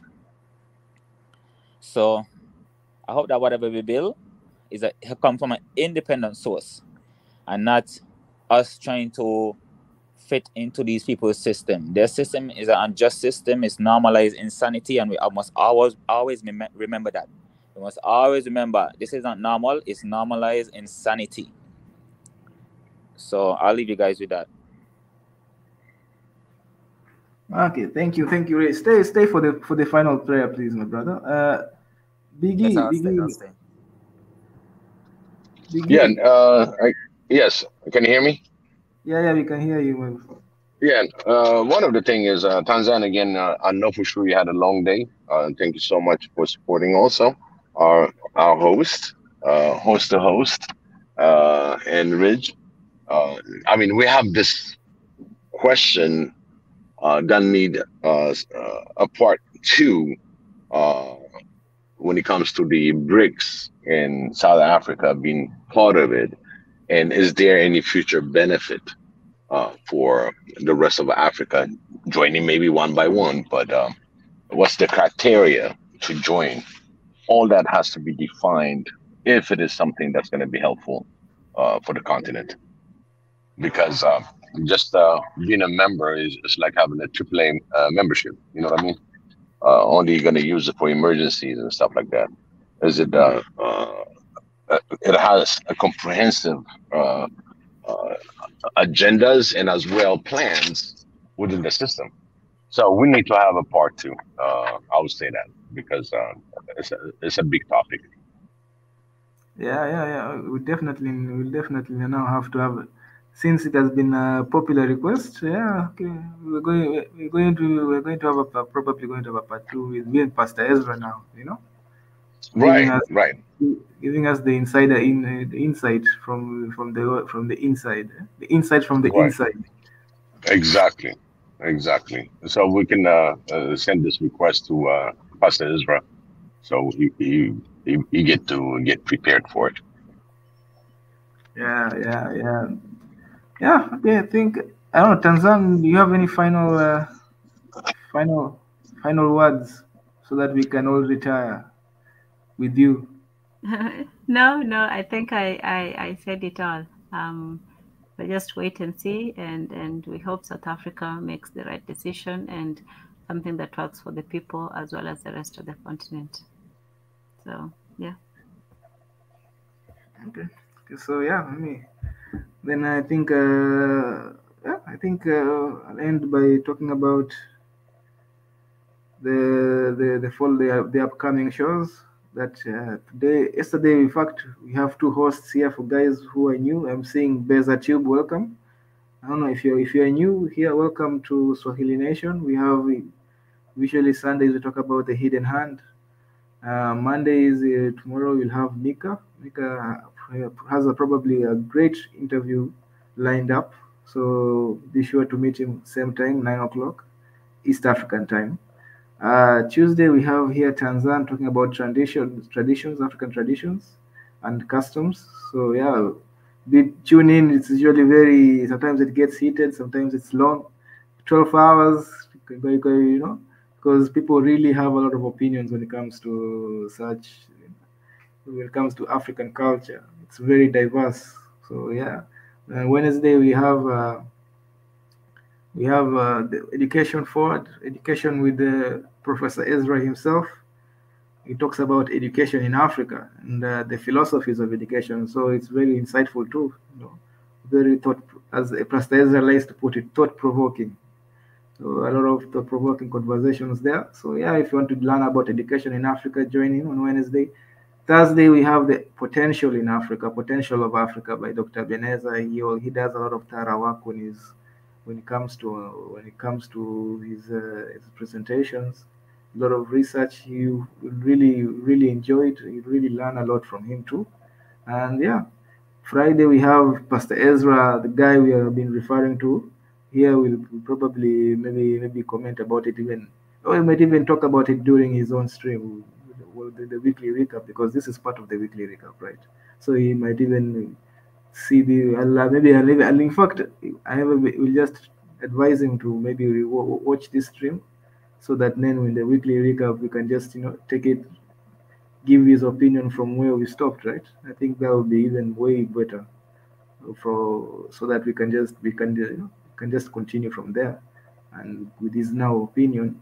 And Saturday we have the biggest Big E himself, the voice here, talks about diaspora. If you want to learn about a lot about diaspora and their connect and how they can help Africa, the motherland, and also diaspora issues, there's a lot of thought provoking and a lot of I learn a lot. Personally, I've learned a lot about the diaspora from Biggie's stream on Saturday. So yeah, for those who are not, you don't have to be diaspora to tune in and learn. You can even participate from home and give your own opinion. So yeah, I think I've gone through everybody. Let's welcome redeemed Yetewaje. So thank you for joining us in our final prayer, and hopefully we watch the stream. So yeah, let me start the prayer. Spiritual Father, thank you for this stream. It's been a great stream. I'll pray for the One Africa family. I'll pray for the Swahili Nation family, the likes of Maria Antoinette, even Tanzan, Biggie, Ridge over here. Thank you for this glorious panel. Thank you for the comment section. Thank you for everybody. Thank you Thank you for One Africa. Thank you for Swahili Nation. Pray may you bless everybody with great health and good living. In your holy name we pray and believe in. Amen. Amen, my brother. Thank you. Amen. Blessing and greeting to all of you. May Xavier protect you and bless you all again. Yes. Indeed. You guys keep your energy up, all the way up. No stress. No stress. No stress. Yes, and get some rest. Yeah, no stress. Marie Antoinette, keep your fatigue low. You've been, don't get fatigued on a Sunday. Don't get fatigued on a Sunday.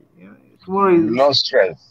Yeah. So you guys keep doing God's work. This is God's work. Trust me, Virgin. This is God's work. If you don't realize it now, you'll realize it later.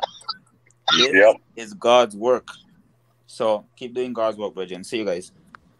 Thank you. Thank you. We'll see you again. Thank you, Monetezi. All right, Monetezi, this is a wrap. As I say always, it's a wrap. It's a wrap. It's a wrap. Thank you, guys. All right. Thank you. Bye.